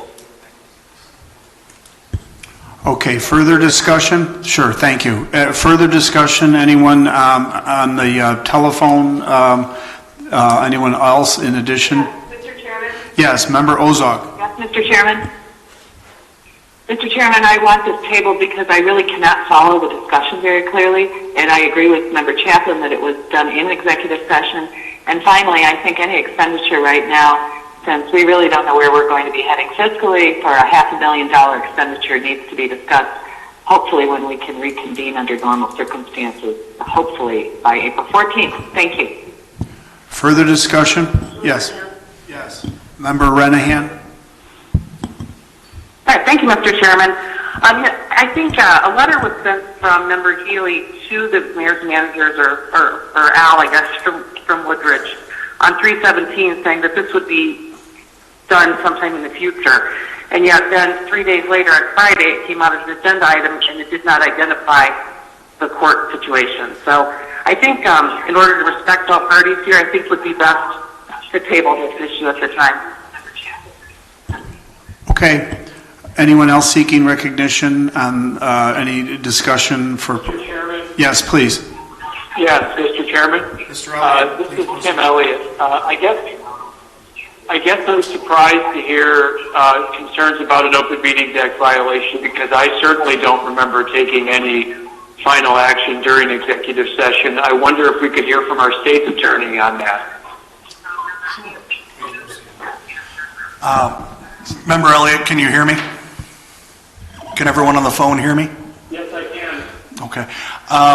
I believe I shared with staff when these concerns were first raised my legal position on this matter. I'm going to try and pull up the email about it. Give me one moment here, but suffice it to say, there's no debate that there is no final action taken in executive session. The Attorney General issued an opinion roughly, I think almost a week before, sometime in February of 2020, that acknowledged this type of action is intermediate action, not final action. With regards to the scope of discussion, there's Second District Appellate Court case law directly on point that acknowledges that there are items beyond the mere terms of a lease that are appropriate for discussion in executive session. I set that authority out pretty clearly in an email that when staff inquired and passed along concerns. I'm happy to have that sent back out to all the county board members if there were any questions about that.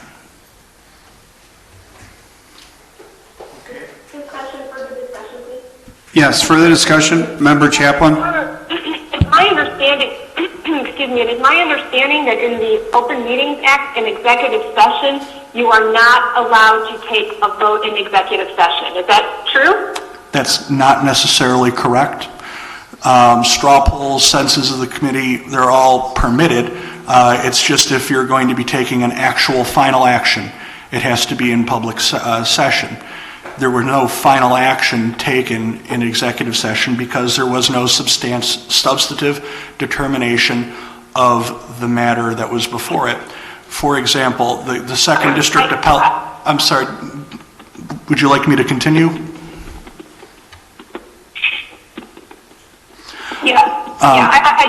I respectfully disagree with that. We did take a vote on an action that we did outside of executive session. That vote in executive session led us to this item on the agenda. And I just think for transparency's sake, that's how I would do it, but respectfully, thank you. Respectfully, Member Chaplin, there was a decision to terminate negotiations. The final action with regards to disposition of where the field court is going to be, if there's going to be a field court at all, are items M and N, which the debate on the matter is today in open session, and there's a pending motion to postpone that further. The decision to terminate the negotiations is not a final action, it is an intermediate action.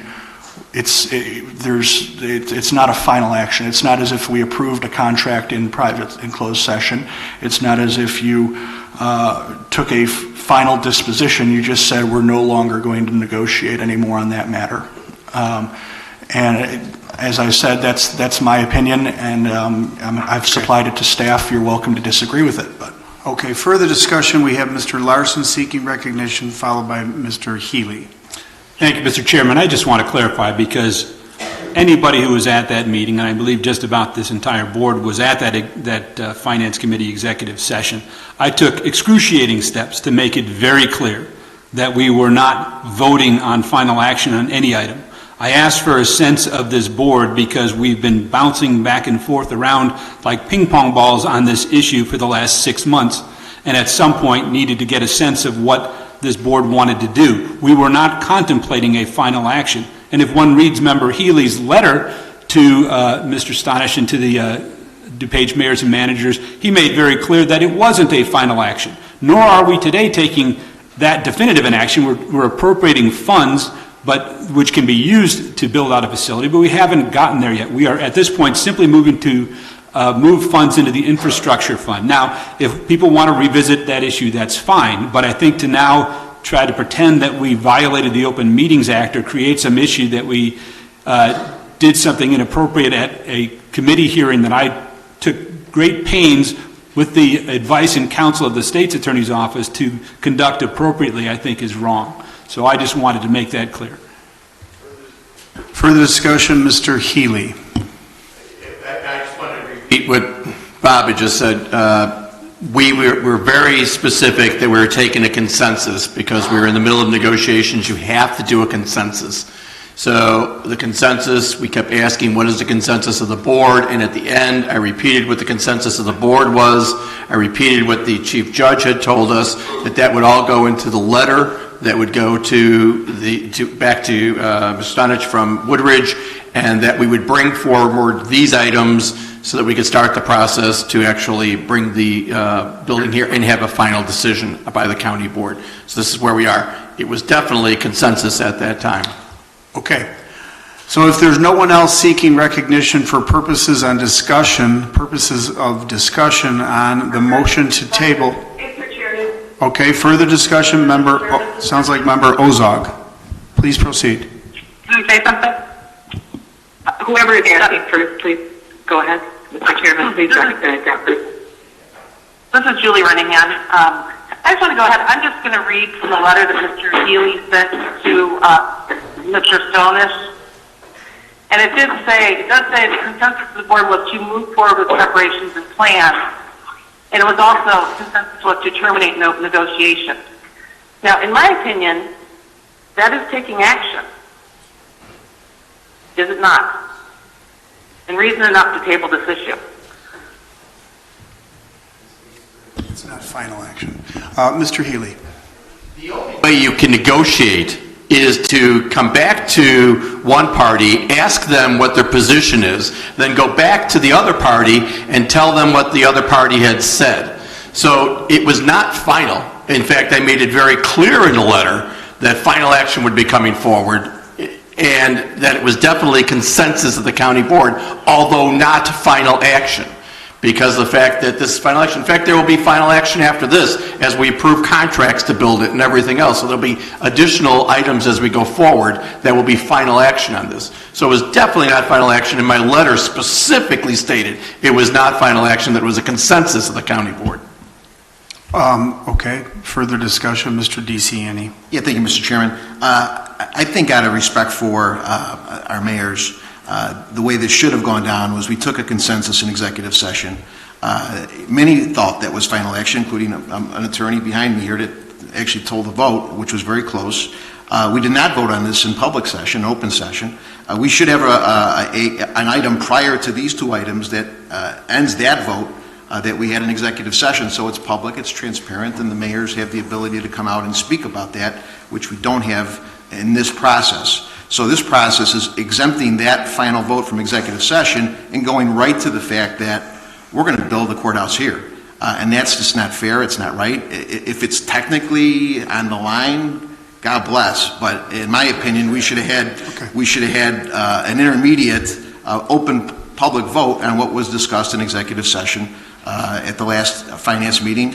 That was a very close vote, and it was a roll call. So that should have gone to public session to have final action at that particular time, either that day and out of respect, because we had thought this was going to be a back and forth, in the future. So it was the discussion in executive session of not moving forward, which I think is prompting this, but we're not getting that intermediate final vote on what we spoke about in executive session 2 weeks ago, and that's the problem.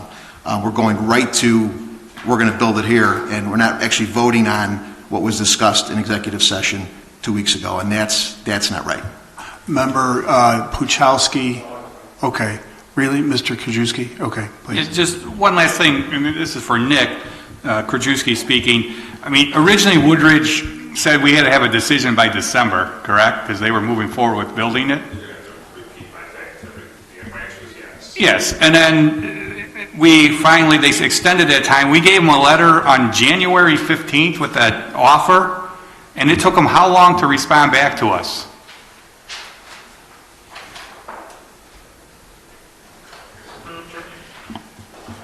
I mean, after we debated this and we gave them an offer of basically about 50%, which was the same thing we discussed, or I discussed with them back in October, we sent a letter to them dated January.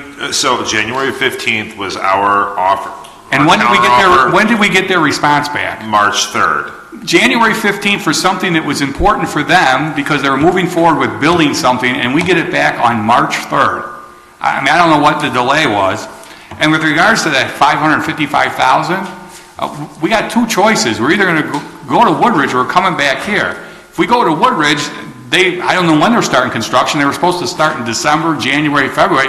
They want to move forward with building this new police station. They're going to want our money now. They're going to want our construction costs, whatever we negotiate with them, whether it's $600,000, $1.2 million, $1.8 million, whatever's on here. That's money we're going to have to spend currently if we go there because they want to start this project. The details of how the money would be transferred still have to be worked out in IGA if we get there, but it would be my understanding that they would want some of that money up front. And it's going to be a lot more than $555,000. Correct. And the $555,000, as Member Larson said, we are just authorizing to put it in the budget for whenever, if we decide to move forward with building out the courtroom sometime in the next 2 years, we're going to be spending that. But either way, it's $555,000 here at some point over the next 2 years, or we're in an intergovernmental agreement with Woodridge and spending much more to build a facility out there. Correct. Thank you. Okay, thank you, Mr. Krajewski. Mr. Chairman? Yes, Mr. Chairman? Member Ozog? Mr. Chairman, with all due respect, I am having a very difficult time following this discussion, and I really hope that we can move to take over. It's over $500,000 expenditure, and it is too difficult. We really need to be having this discussion.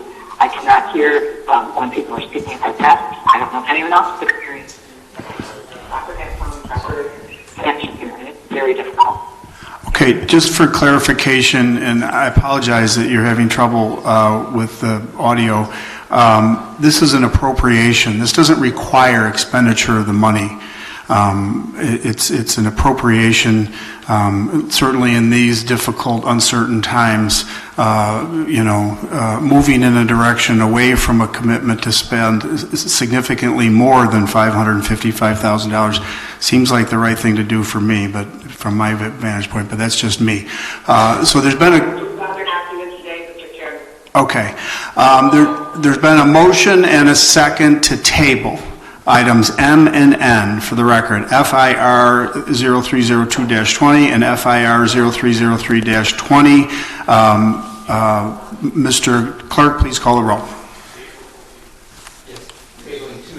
We're tabling both of these. The motion is to table these two items, all right? So we're going to address this before we go to a motion to appropriate, or maybe we don't get to that because we've tabled it. So there's a motion and a second. Mr. Clerk, please call the roll. Desart. Aye. DeCiani. Eckhoff. No. Elliott. No. Hart. Aye. Healy. Yes. Krajewski. Yes. Larson. No. Noonan. No. Ozog. Aye. Pachowski. No. Renahan. Aye. Rutledge. No. Selman. No. Tornatore. No. Zay. No. Chaplin. Aye. Covert. No. Healy. Yes. Krajewski.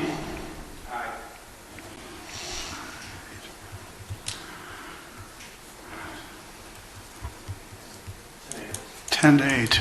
So there are 8 voting yes or aye on the motion to table, and there are 10 voting no. So the motion to table fails. Mr. On the underlying resolution,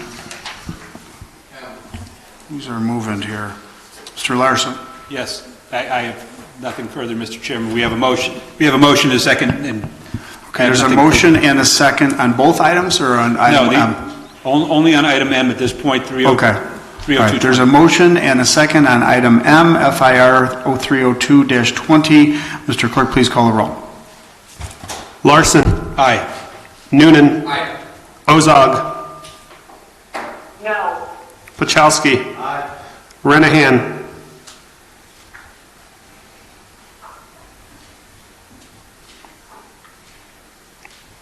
Renahan. Rutledge. Selman. Tornatore. Zay. Chaplin. No. Covert. Aye. Desart. DeCiani. Eckhoff. Elliott. Hart. Healy. Krajewski.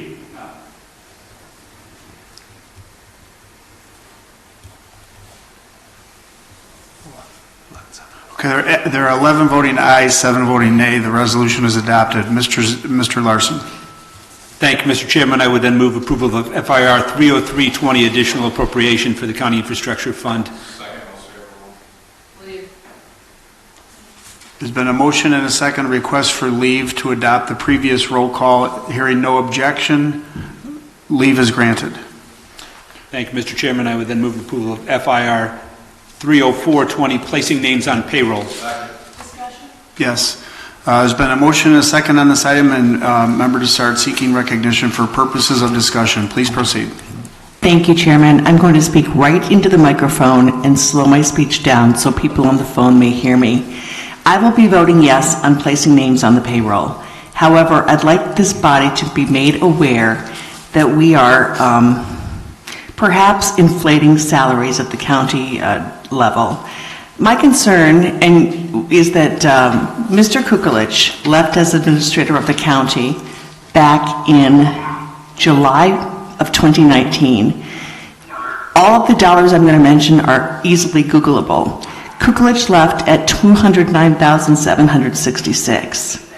At that point, instead of hiring, oh, that's an echo. Instead of hiring one administrator to take over Mr. Kukulich's position, we increased the salary of Marquet by $40,000, Olson by $50,000, Rafek by $17,000, almost $18,000. We also hired 2 new people, an administrative assistant at $43,000 and a multimedia specialist at $21,000. So now that Mr. Rafek has left, we're increasing Mr. Kottmeyer's salary by almost $20,000 and the interim CFO's salary by over $12,000. So all of these increases, and I've taken Mr. Rafek out of it because he has now moved on and we've increased the salary of an interim CFO. All of these salary increases and personnel additions now total $194,266. Where on the other side of the coin we were paying Mr. Kukulich $209,766. So if we're doing the math, all of these changes and additions, we're only saving $15,500, not to mention the benefits awarded to the new people, which could easily eat up that $15,000. I'm saying this just to make this board aware that perhaps we should go in and reconsider hiring an administrator. I believe, it's my personal opinion, that the county was run much better when the board had one person to go to in Mr. Kukulich. And I'm I'm wondering now that we've promoted Mr. Kottmeyer, if some of these other inflated salaries, we haven't seen any job descriptions, so I don't know what the job descriptions are. But if Mr. Kottmeyer is taking over some of these responsibilities, if perhaps some of these other salaries, which were inflated by $40,000 and $50,000 less than a year ago, and if Mr. Kottmeyer is doing some of these jobs that these other two employees were doing, that maybe their salary should be decreased. Also, I'm wondering if the interim CFO, whose job was increased by $12,000, if that $12,000 will be taken away once we hire a full-time CFO. Those are my concerns. I just wanted to share them with you. There's really no debate about it. I just wanted to put it out there. But we're not really seeing that much of a savings or an efficiency by not hiring one administrator. Again, I'm saying this now because the Chief Administrative Officer is on this agenda item, as well as the increase for the interim Chief Financial Officer. So I just wanted to make this board aware of my thoughts on that. Thank you. Okay, thank you. Further discussion? Yes? We aren't either. I'm going to send him a... Yeah, I just emailed Don and let him know. Yeah, thank you. Can you hear us now? Hello? When you just move the phone, because Don said it depends on where the phone is, that's why you get your kind of really clear, and then now... Well, then move it back. I don't know. I'm trying to... It looks like we're doing that again. Can you hear it now? Oh, it's back. She's back. Yep. Yeah. Yes. Okay, I think we resolved the issue. Test, 1, 2, 3. Can you hear me? Because I'm right on top of the microphone. Hello, people on the phone, can you hear me? This is Desart on top of the microphone. Mr. Chairman, discussion, just really quick. Yes, Member Covert. By the way, did you hear Member Desart? No, I know. Let's see. If everyone could just speak into the microphone and also keep their comments brief and succinct and concise, just for consideration for everybody on the phone, I'd really appreciate that. Sure. I'll just summarize what I said. Point of order. I don't think we need to. We do not need to make our comments concise because we're on the phone. No, agreed. We need to just get to the point. Okay, the chairman has asked me to summarize my comments, and my comments are only... Chairman, this is really not going very well. We're going to recognize Member Desart, and we think we fixed the technological problem here. So we're going to go back to Member Desart, and she's going to share her thoughts about the issue of placing names on payroll. So please proceed, Member Desart. Thank you, Chairman. I just want to summarize that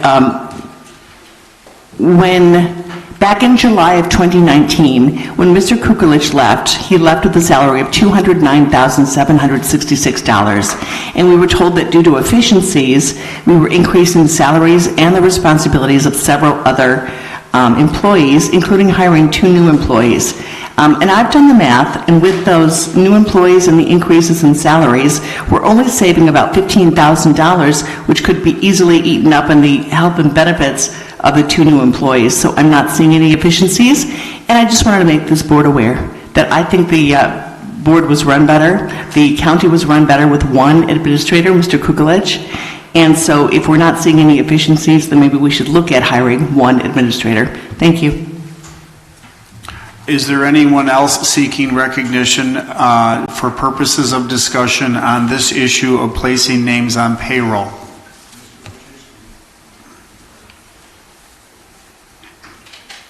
Mr. Krajewski. I think maybe it would be helpful, this is Krajewski speaking, if staff maybe could send something out to the board members. I'm not sure if they did or not, but I know that there were and I just know it from talking to the three different people that are in charge of the different departments, but I know Tom Kukolich had 15 direct reports, and now they're split among three people. And I know for Animal Services as chairman, Tom basically had no time because he had 15 direct reports to spend any time Animal Services. I know Cheryl Marquet now is overseeing Animal Services, and not only has Cheryl and I been out there to meet with some of the staff members, she spent a lot of time, so they are getting actually more supervision because Tom had too much to do. But if staff could send that out and explain, I don't know if I ever saw that. I just know in having to make calls, say who's in charge of that area, which of the services that Department Cheryl's overseeing, Nick and Joan, may be helpful, because I'm not sure if that was sent out. Thank you. Okay, thank you. Further discussion on placing names on payroll, Mr. Hart. This is Greg Hart. I respectfully disagree with Member Desart. I appreciate you raising your comments. I tend to think that $15,000 is a good savings when we're talking around salary. All three of the individuals who are serving in the roles that came about after Mr. Kukolich left were already employees of the county to begin with. I don't know if the benefits discussion is something that necessarily holds weight. But I do want to also mention, to Mr. Krajewski's point, we did receive a new organization structure back when we voted on the new structure a couple months ago. My understanding is that none of that has changed. We're just having Mr. Kottmeyer serve as Chief Administrative Officer, which was part of Mr. Rafek's responsibilities prior, along with CFO. So again, I think we can send those out, but I'm comfortable with the arrangement as it is. Okay, further discussion, Member Desart. I just wanted to clarify for Member Hart that to compensate some of the new responsibilities from our administrators, 2 new hires were made. I don't know if you heard me say that, but there was a young man hired to do a young man hired as a multimedia specialist for $22,000 and a new administrative assistant for $43,000. So when I was talking about, just to clarify, the health and the health and other benefits, I was adding those 2 additional employees who were hired since July to cover some of the administrators' other responsibilities. So there really is a health aspect to that. Thank you. Okay, Mr. DeCiani. Thank you, Mr. Chairman. This is one of the concerns I think many of us had and voiced it to you. I've never seen a government not run by either a chief of staff or a manager, administrator, et cetera. Or a mayor. How about a mayor? Right? Have you seen a mayor run the government? I had a city manager that I lead on. I didn't have three heads that were trying to run the city. I had one, and that's how most cities work and most counties work. But the mayor is a policymaker, and I would work with my manager every day to make sure the city was running right. But the day-to-day was Jim Grabowski and Tom Borchert, and they did a fine job at that. And the aldermen, those elected and staff had a go-to person that was there every day, that was schooled and trained in those areas. So one of the things that we had brought up earlier was, hey, if we're going to try this new thing, let's try it without having to increase pay. Because if it doesn't work out, and obviously it hasn't worked out, we brought in Nick Kottmeyer, who was somebody that many of us recommended from the get-go to replace Tom Kukolich, that we don't have to take money away from people. That's just a tough situation to put those folks in. I think that's the challenge, and we brought other people on to supplement, two new hires, benefits, IMRF.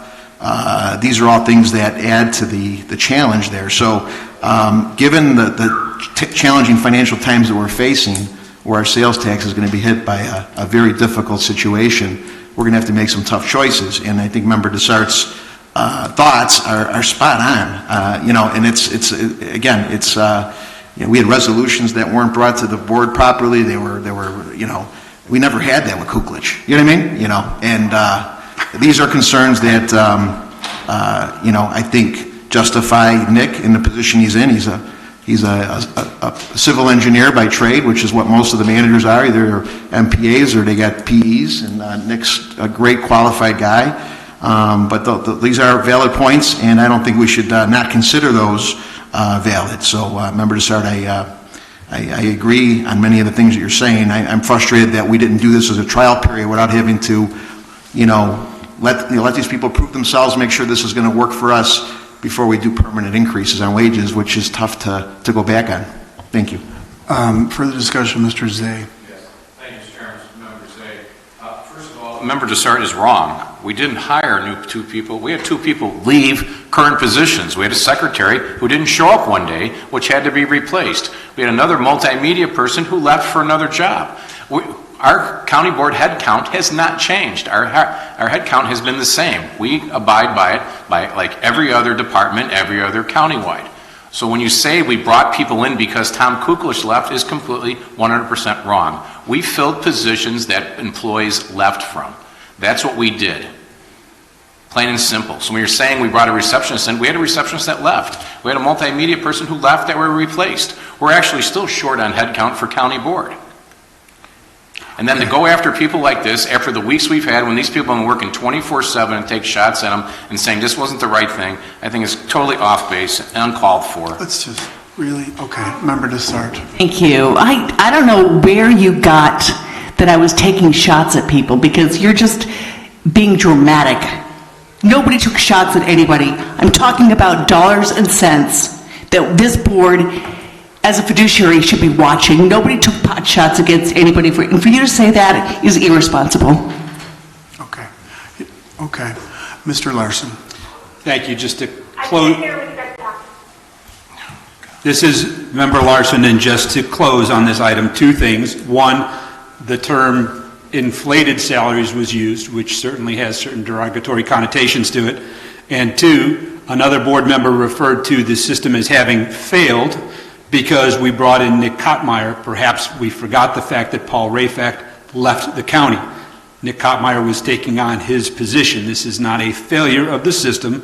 This is a replacement of somebody who took another position. These folks are working extraordinary hours, and why this is coming up now in the midst of a crisis when these folks are doing incredible work that, frankly, as much as I love Tom Kuklich, he could not have done by himself, is beyond my understanding. I'd like a vote on the placing names on payroll and call the question. Okay, there's been a motion and a second on placing names on payroll. Mr. Clerk, please call the roll. Larson. Aye.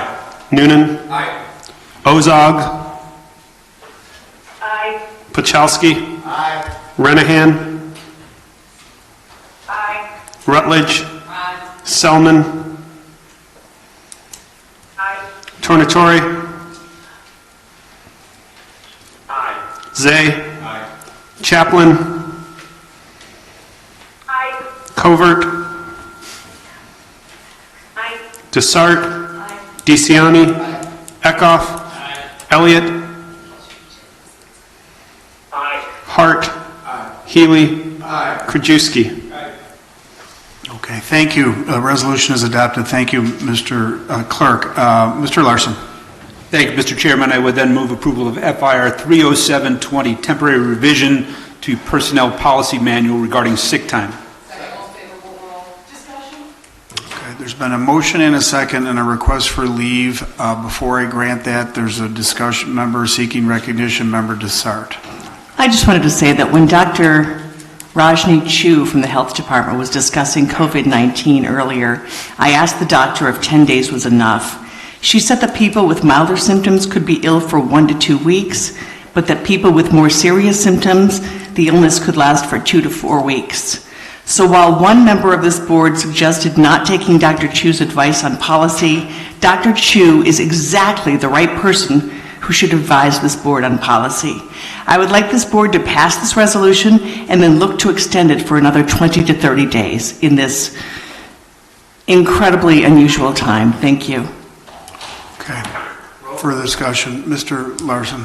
Just to close on an item, since I think that comment was in reference to my comment. My comment was related to the notion that we're asking people who are coming here to give health reports to tell us what they think of our personnel policies, which I think is not the role of the speakers who come here before us. The purpose of this policy is to extend additional sick time to people in an unusual circumstance where they may be asked to self-quarantine for 10 business days, which is 2 weeks.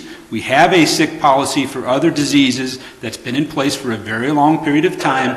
We can revisit other issues. Okay. There's been a motion, a second, a request for leave. Leave is granted. Mr. Larson. Thank you, Mr. Chairman. Move approval of FIR 30620, budget transfers for various companies and accounting units. Leave is granted. Mr. Larson. Thank you, Mr. Chairman. Move approval of FIP 9420, recommendation for the approval of the use of FedEx, UPS, etc., for express mail service.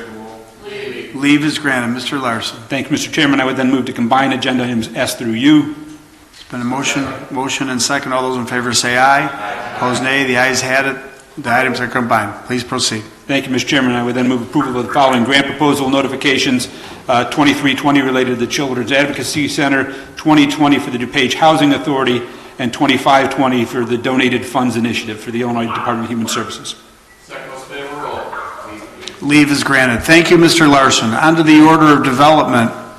Member Sam Tornatore, but in his remoteness, we're going to have Mr. Hart present. Please proceed, Mr. Hart. Thank you, Mr. Chairman. Nothing under committee update. I will just remind everyone that as we go through these items, the Development Committee takes these matters in the vote of the affirmative. So in the case of item A, which I'll read in a moment, a vote yes would be to approve the recommendation of the Development Committee and the ZHO. A vote against it would be to go against that recommendation. So with that, I'll make a motion on item A, DCO 24-20.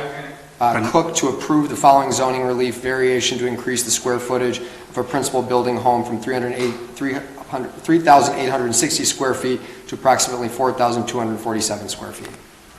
Been a motion and a second. Mr. Clerk, please call the roll. Hart. Aye. Healy. Aye. Krajewski. Aye. Larson. Aye. Noonan. Aye. Ozog. Aye. Pachowski. Renahan. Aye. Rutledge. Aye. Selman. Aye. Tornatore. Aye. Zay. Aye. Chaplin. Aye. Covert. Aye. Desart. DeCiani. Eckhoff. Elliott. Aye. Okay, thank you, Mr. Clerk. The resolution is adopted. Mr. Hart. Thank you, Mr. Chairman. I move on DCO 25-20. Mr. Chairman, discussion, Sam Tornatore. Yes, sir. Okay, there's been a motion and a second, so now we recognize Member Tornatore for purposes of discussion on this second item, 25-20, under development. Mr. Tornatore. Mr. Chairman, I just wanted to be clear. I heard Member Hart indicate that that because these were in the affirmative, an aye vote would be a vote which would be consistent with the Development Committee. If that's what I heard, that's incorrect. The motion is on the ordinance. If an aye vote is passage of the ordinance as set forth, it has nothing to do with what the Development Committee did. In the case of DCO 25-20, an aye vote on the ordinance would be contrary to what the zoning hearing officer recommended and what the Development Committee recommended. So all of these motions are in the affirmative, and any vote, an aye vote on any of these would be granting the petitioner's request on their ordinance. Thank you for that clarification. Mr. Hart. Yes, thank you. Thank you for the clarification, Sam. In this case on item B, which I think has been motioned and seconded, I do also want to note that if the county board seeks to approve the zoning relief, it will require a 3/4 majority vote or 14 votes to approve based on the recommendation to deny by the zoning hearing officer. Okay, discussion. Member Desart. Yes, Mr. Tornatore, you can certainly correct me if I'm wrong, but I go to a lot of committee meetings that I'm not on that committee, but it's my understanding that the conundrum here is that this person has a large train container, one of those train containers on their property, and it was noticed kind of accidentally. Several other people want train containers on their property for various reasons in this unincorporated area. So if we approve this, if it's an aye vote, then it's going to open a whole can of worms for that whole neighborhood to just go ahead and put these huge train containers on their properties. So I understand it's the recommendation of the committee to say a nay vote. Pardon me? Yeah, this is on B. We're on B. Sam, please, we recognize Mr. Tornatore. Please proceed. If member Desart is referring to DCO 25-20, that was not the issue regarding the container. My mistake. That is, the container issue is DCO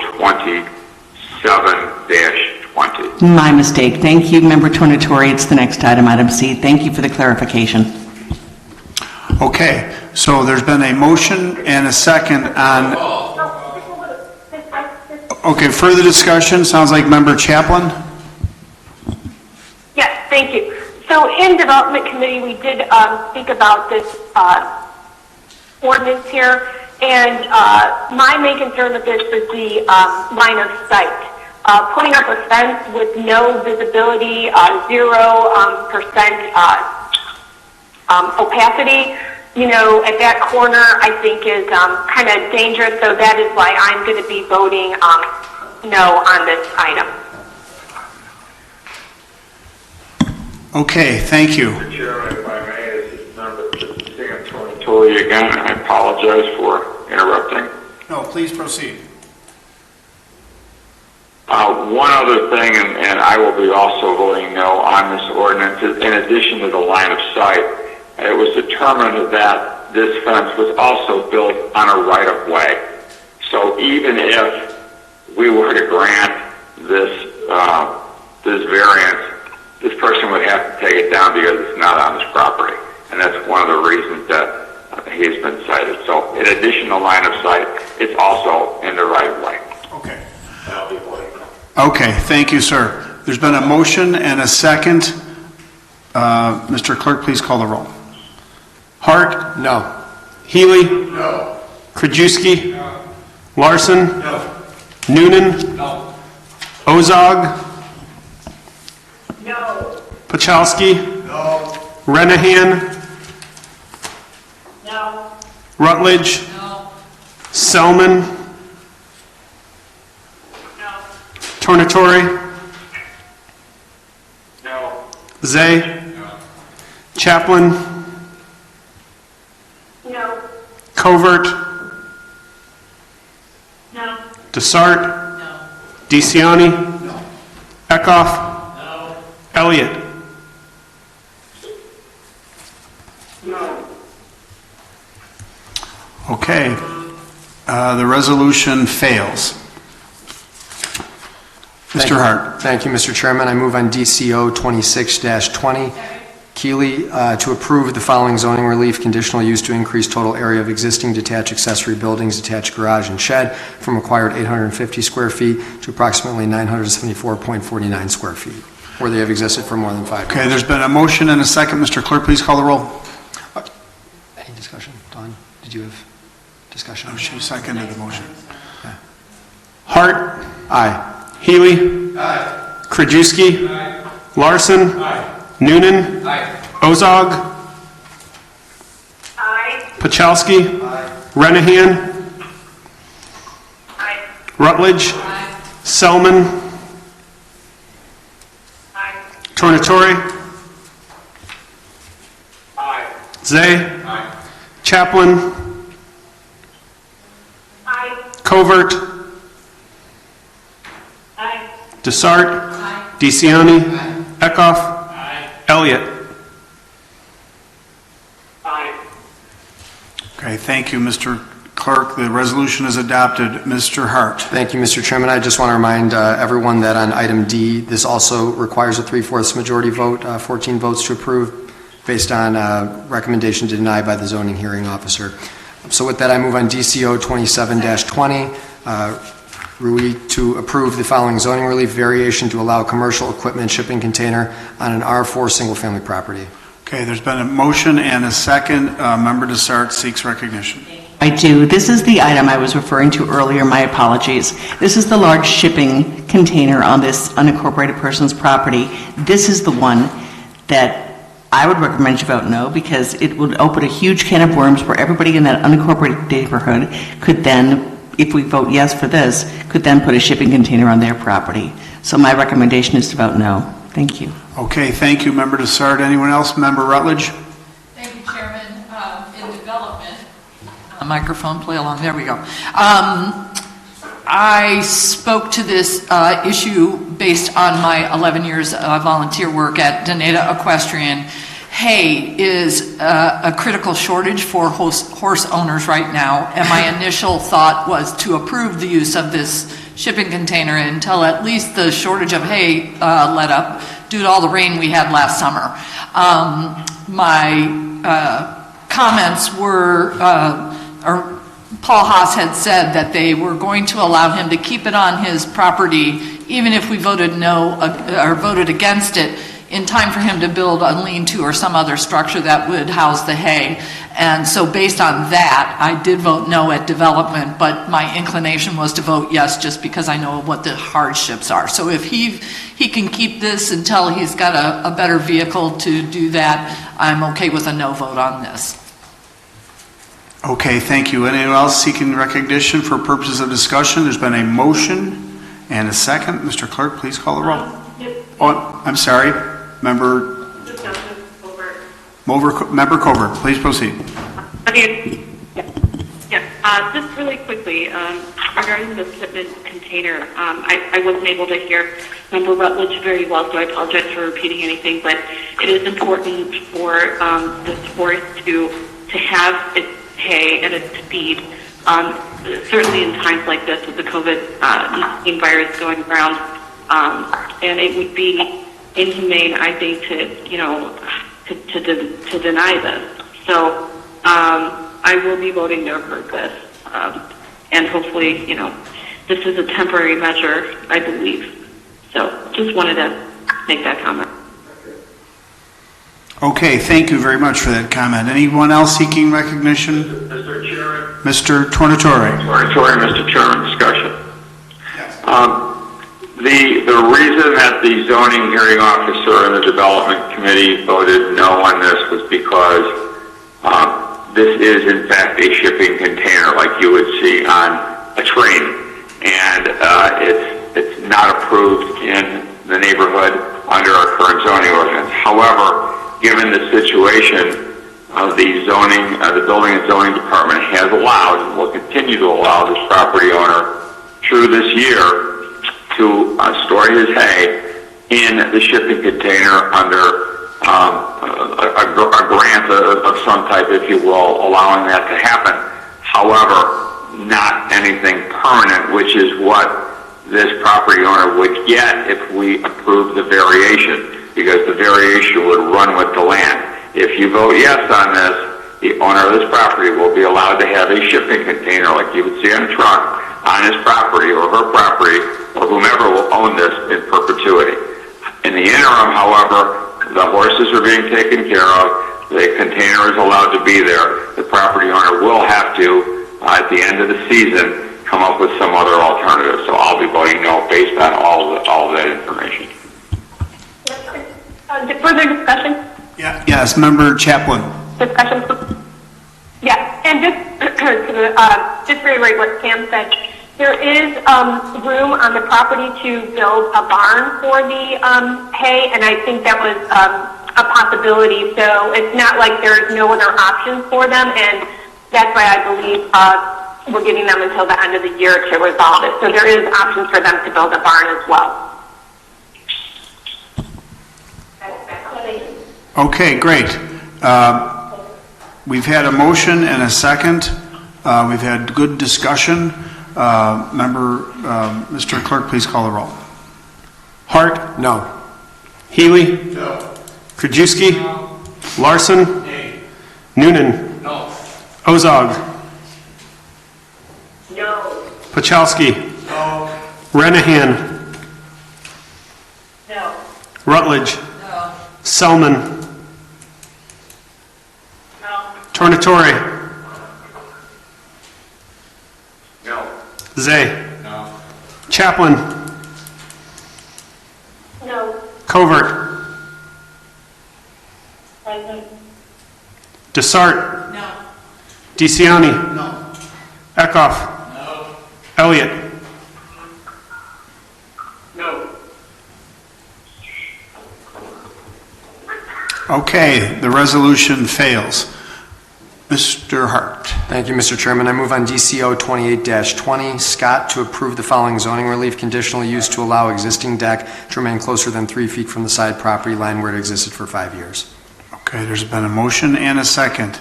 Mr. Clerk, please call the roll. Hart. Aye. Healy. Aye. Krajewski. Larson. Noonan. Aye. Ozog. Aye. Pachowski. Aye. Renahan. Aye. Rutledge. Aye. Selman. Aye. Tornatore. Aye. Zay. Aye. Chaplin. Aye. Covert. Aye. Desart. DeCiani. Eckhoff. Elliott. Aye. Okay, thank you. The resolution is adopted. Mr. Hart. Thank you, Mr. Chairman. And lastly, I move on DCP 74-20, recommendation for the approval of a contract to Harris Govern for annual software maintenance. Leave is granted. Thank you, Mr. Hart. On to the Order of Health and Human Services, Member Pete DeCiani. I would like to pull items A, J, K, L, and M as a, 4 of those are items of travel, and given what's happening currently right now, we're going to pull those, and then also item A, Mary Keating asked me to pull that item as well, too. So with leave of the board, if we could pull those. What are the letters again? A, J, K, L, and M. Okay, so with leave of the body, Mr. DeCiani moves to remove. Is there a second? Second, all those in favor say aye. Opposed, nay. The ayes have it. The items are removed from our agenda. Please proceed, Mr. DeCiani. Thank you, Mr. Chairman. I'd like to have a motion to combine items B through H. They're all recommendations for contracts. Thank There's you. been a motion and a second to combine items B through H. All those in favor say aye. Opposed, nay. The ayes have it. The items are combined. Please proceed. Thank you, Mr. Chairman. I move on HHSRP 028620, resolution for approval of home investment partnerships with Catholic Charities in the amount of $200,000. I move on HHSR 028720, home investment partnerships with DuPage County PADS in the amount of $100,000. I move on item D, which is HHSR 029020 resolution with Yami Vending for DuPage Care Center, the amount of $5,000.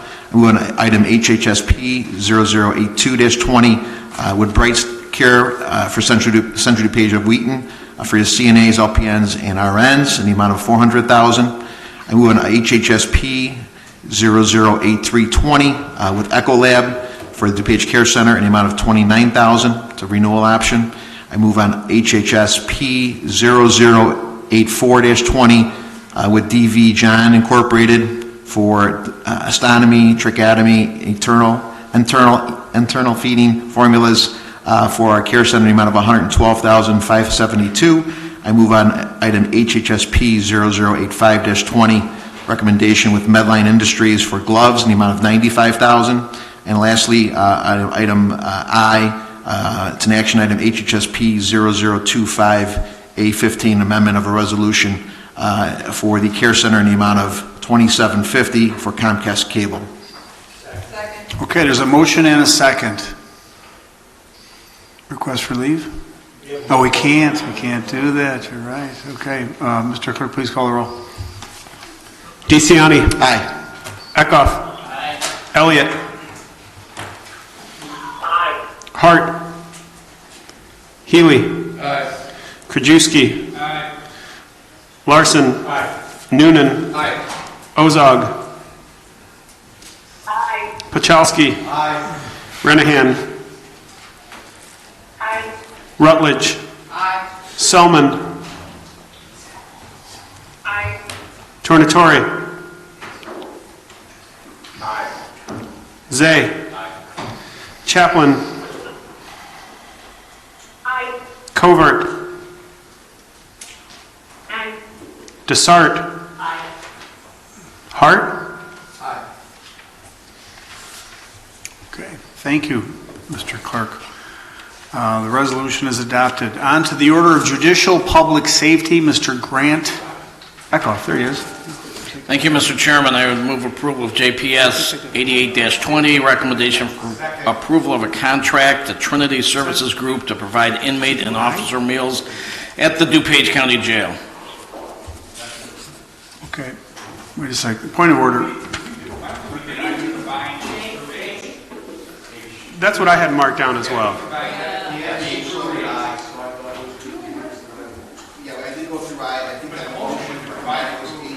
So you took J, K off the item, so those were removed. Right. J, K, and L, and M. We read all five, but on the motion, combined B5 was Right, he motioned B through H. Okay, so for clarification, for the record, okay, so there's a motion and a second, Mr. DeCiani, on item I. I made a mistake, so I will, so it's B through H, and on the combined, so I will read item I as a separate. Okay, forgive me. We'll leave the body, we're going to go back and address this. Please proceed, Mr. DeCiani. Okay, and lastly, on item, so are we doing the motion to combine? Yeah, I thought you did, I. So we did, A through H is a motion to combine, and we read through those. Do we need to do a... Just do it as separate motion. So I make a motion on item HHSP 025A-15 for Comcast Cable for a care center in the amount of $27.50. Thank you. It's been a motion and a second on item I, and there's a request for leave. Favorable roll call. Leave is granted. Okay, thank you, Mr. Parliamentarian. Now on to Mr. Eckhoff on the order of judicial public safety. We pull those. Yeah. Before so rudely interrupted, let me say again. And move approval of JPS 88-20, recommendation for the approval of contract to Trinity Services Group to provide inmate and officer meals at the DuPage County Jail. Been a motion and a second. Mr. Clerk, please call the roll. Eckhoff. Aye. Okay, forgive me. Yes, Member Chaplin. Yeah, I just had a quick question. I noticed that this says sole source. So I'm just wondering if it's a sole source because we're extending the contract, or if there's really only one food service provider that can provide service to the jail. This is the exercise of the first year option on the contract. So that's why it's sole sourced. Okay, well, I can hear. So speak louder into the microphone. This is the exercise of the first year option on this contract. We've got up to 3 years, and this is the first year option on it. That's why it's sole source.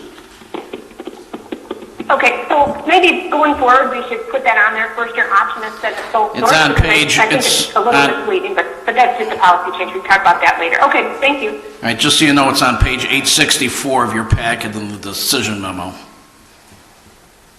Okay, thank you, Mr. Eckhoff. There's been a motion and a second. Mr. Clerk, please call the roll. Eckhoff. Aye. Elliott. Aye. Hart. Aye. Healy. Aye. Krajewski. Aye. Larson. Aye. Noonan. Aye. Ozog. Aye. Pachalski. Aye. Renahan. Aye. Rutledge. Aye. Selman. Aye. Tornatore. Aye. Zay. Aye. Chaplin. Aye. Covert. Aye. Desart. Aye. DeCiani. Thank you, Mr. Clerk. Mr. Eckhoff, please. Thank you, Mr. Chairman. I would move approval of JPS 89-20, recommendation for the approval of contract purchase order to West Publishing for the purchase of 50 online passwords for our judges and law clerks. There's been a motion and a second. Request for leave. Leave is granted. Mr. Eckhoff. Thank you, Mr. Chairman. I move approval of JPS 90-20, recommendation for the approval of contract to Max Body Shop, Inc. to provide auto body repairs for our sheriff's vehicles. Leave is granted. Thank you, Basis. Mr. Eckhoff. A fine report. On to the order of Public Works, Mr. Jim Healy. Move to combine items A through G of the Public Works agenda. Been a motion and a second to combine items A through G. All those in favor say aye. Aye. Opposed, nay. The ayes have it. Thank you. Please proceed. Thank you, Mr. Chairman. I move for approval of FMP 7820, a contract to lease food service parts and repair to provide repair services. FMP 7920, a contract to Gas Depot, Inc. to furnish and deliver low sulfur diesel fuel. FMP 8020, a contract to Conometric, Inc., DBA Door Systems, Inc. for preventive maintenance and repair services.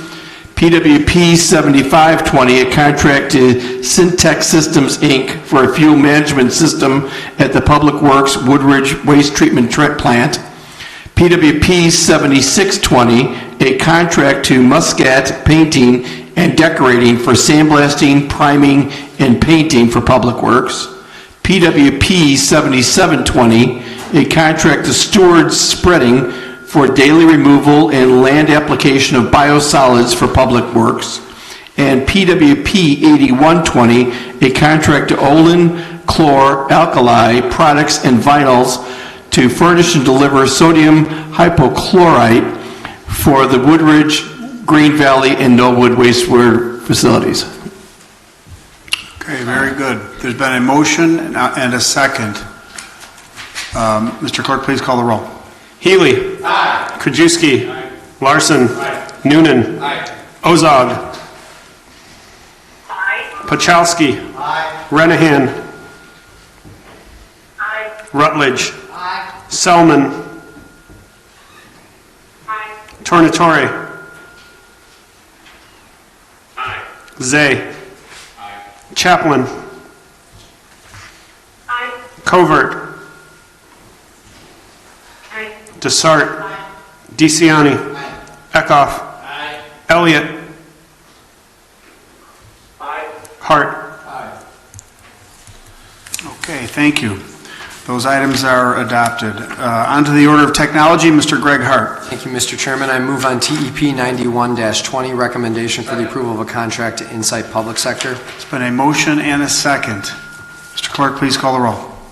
Hart. Aye. Healy. Aye. Krajewski. Larson. Noonan. Ozog. Aye. Pachowski. Renahan. Aye. Rutledge. Aye. Selman. Tornatore. Zay. Chaplin. Covert. Desart. DeCiani. Eckhoff. Elliott.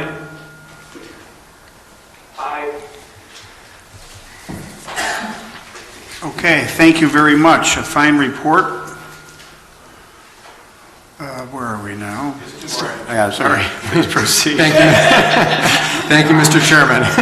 I move on TEP 93-20, ratification of an emergency procurement with CDWG for laptops. I do want to note this is related to the county's response to the COVID-19 pandemic. Okay, for discussion, Member Desart. Desart for discussion. I just had a quick question for Don. I'm sorry. And I'm not calling you out, I just wondered, last week, a week ago today, we talked about the $74,000 for laptops that were already ordered like back in January as you had we're trying to prepare for the horrible eventuality that we may have found ourselves in, which we are in right now, and you quoted me that number, $74,000. Is this what we were talking about last week? Yeah, there are two new one. There are two different ones. There are two different ones Right, on there. there's One of them is 99,000? then the other one's a 99,000. Correct. Right. So the 74 is what we talked about last week. Correct. Okay. Thank you so much. It's good you talked about it. Mr. Hart, please proceed. Did we vote on that one? No. Been a motion and a second. Mr. Clerk, please call the roll. Is there a request for leave? Yes. Leave is granted. Please proceed. Thank you, Mr. Chairman. I move on item C, TEP 95-20, ratification for an emergency procurement to IT Savvy LLC. Leave is granted. Thank you, Mr. Hart. One more item. Sorry, Mr. Chairman. I'm sorry, I'm off today. Forgive me.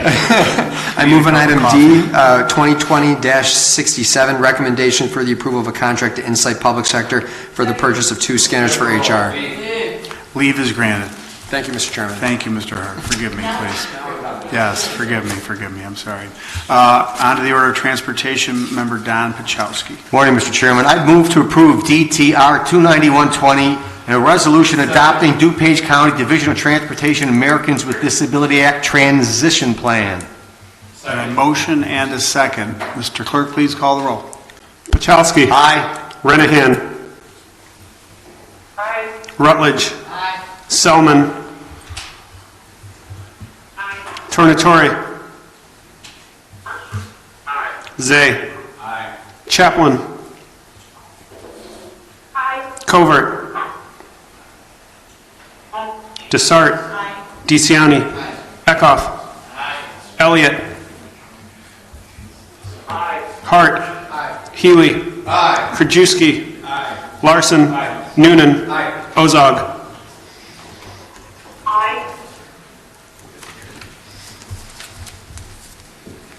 Okay, the resolution is adopted. Mr. Pachowski. Mr. Chairman, I move to combine agenda items B through F which are either awarding resolutions or contracts. There's been a motion and a second to combine these items. All those in favor say aye.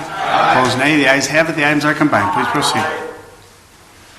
Thank you, Mr. Chairman. Move to approve DTR 292-20, a resolution to Superior Road striping for the 2020 pavement maintenance program. Move to approve DTR 293-20, awarding resolution to Martham Construction for the 2020 retaining wall repair program. Move to approve DTP 8620, a contract to SDP Incorporated for professional construction engineering services. Move to approve DTP 8720, a contract to DLZ Inc. for professional Phase 1 and Phase 2 engineering services. Move to approve DTP 9220, a contract to Spain Tech Inc. for professional construction engineering services upon request. Leave is granted. Please proceed, Mr. Pachowski. Mr. Chairman, I would move to combine items G to L, which are travel, but it's all in October. Okay. There's been a motion and a second. Is there any discussion? No discussion. Is there a motion? Oh, Member Chaplin. So these are all travel. Yeah, I thought we were suspending all travel at this point in time. You want to respond, Mr. Pachowski? You know, I thought since these were due in October that they would be appropriate, but if somebody wants to spend, I'm okay with that, but due to the fact that they were October and it's attending an institute that we've attended to on a yearly basis, that I would bring those forward. So I guess... I would feel better suspending them if we can take them off for now. I think the rest of the board is in favor of that. So, yeah, I mean, I understand. So is there some deadline? No, there isn't. Because of the date. So if that's the case, I would move to suspend G through L. Okay. And we'd bring it So let's just take them out of the record. We'll come back to them later in time, as long as there's not some deadline that we're missing. I will pull those. Okay, all right. So with leave of the body, we'll remove those items from the agenda. You see no objection. Those items are removed. Granted. Your motion is granted. Okay, great. Well, that concludes transportation report. We move on to the order of business entitled discussion.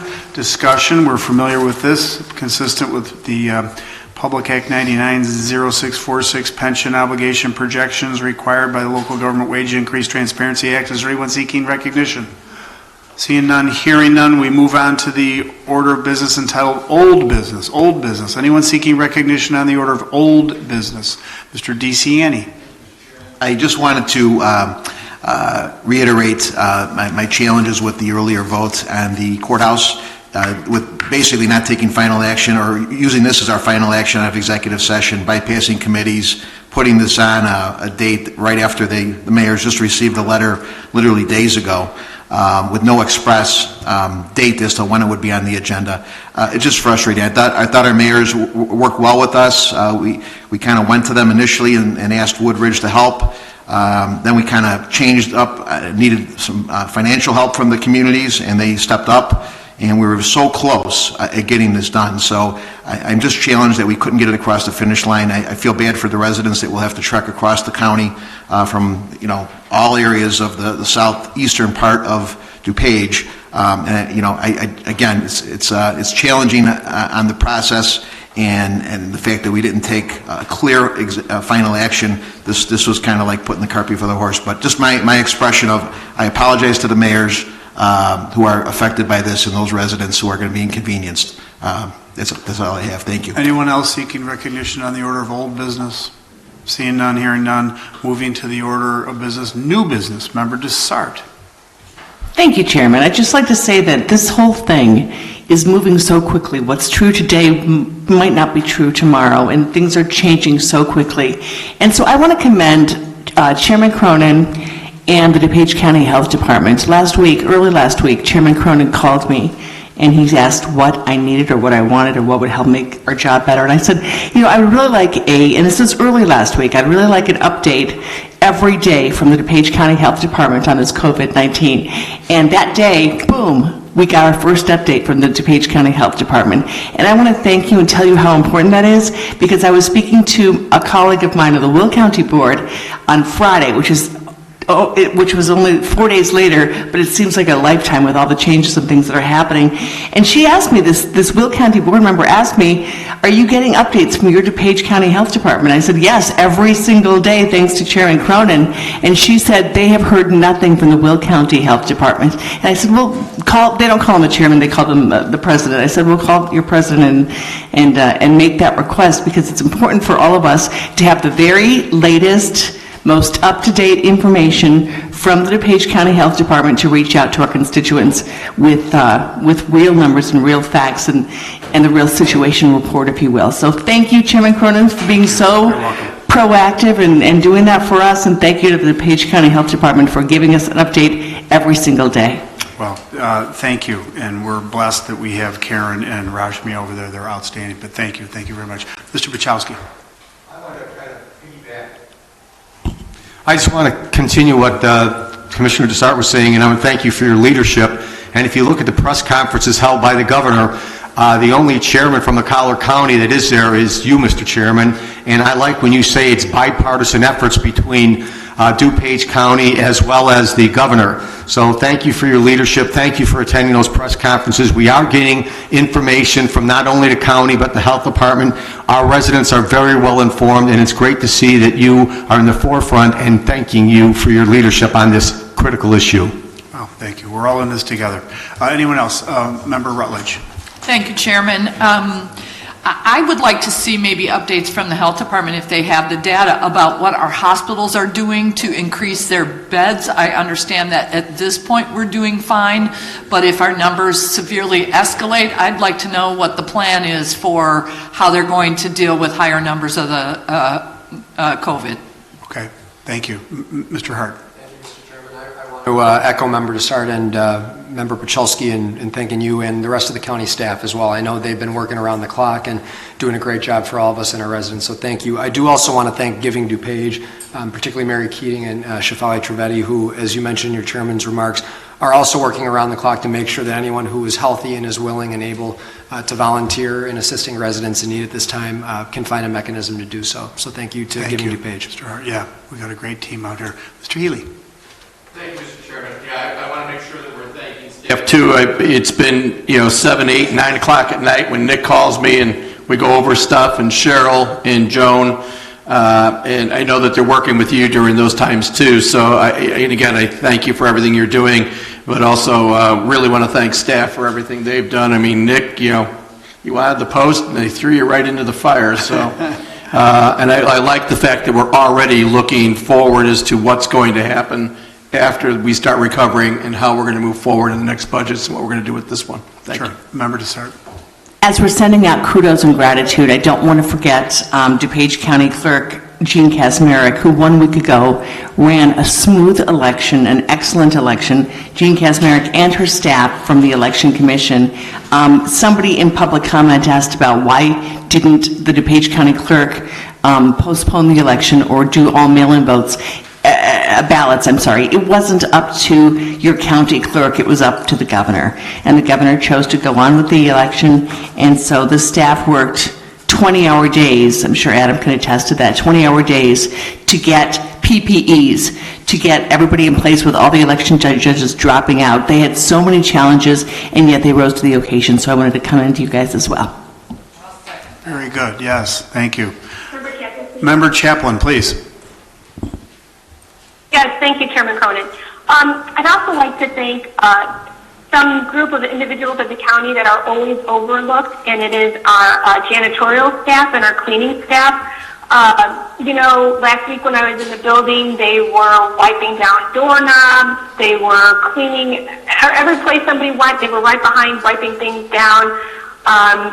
And they're really on this in the front lines here, handling, the cleaning and sanitizing of the building, and a lot of times we overlook them, so I really want to give them a shout out, along with all of the hardworking people over at the convalescent center and the jail, and DuPage County, everybody, all the staff is doing a remarkable job. I know some of them don't have the opportunity to work from home, and I wish for their safety, and I can't thank them enough for all that they're doing. That's all I wanted to say. Thank you. Okay, thank you. Anyone else on the order of new business? Mr. DeCiani. Yes, thank you. I do want to praise you for being close to the governor. I think it's important as a non-home rule community, DuPage County, that we have a direct T1 line to Governor Pritzker, so I commend you for your leadership there. I also want to commend our healthcare workers and hospitals that are right on the front lines and our first responders that are dealing with this issue. They're getting high praises from the DuPage County Public Health Department and talking to those leaders. The challenges typically are coming from above, from the federal level. So we appreciate your advocacy, but those folks on the front lines that are putting their lives at risk every day, people going to work when everybody else is home, I commend them. Nurses, doctors, respiratory therapists, all these frontline people, they're putting off surgeries so that we do have capacity at our hospitals, so that this influx is controllable. So God bless them, and let's keep them safe. Thank you. Okay. So seeing no one else seeking recognition on the order of new business, I'm informed that we do not have anything to come before us on the order of executive session, so I will entertain a motion to adjourn. There's been a motion and a second to adjourn this meeting to Tuesday, April 14th, 2020 at 10 a.m. All those in favor say aye. Aye. Opposed, nay. The ayes have it. Meeting adjourned. Thank you. Thank you all for participating over the telephone. Sorry it was a little awkward, but we got through it. Thanks so much.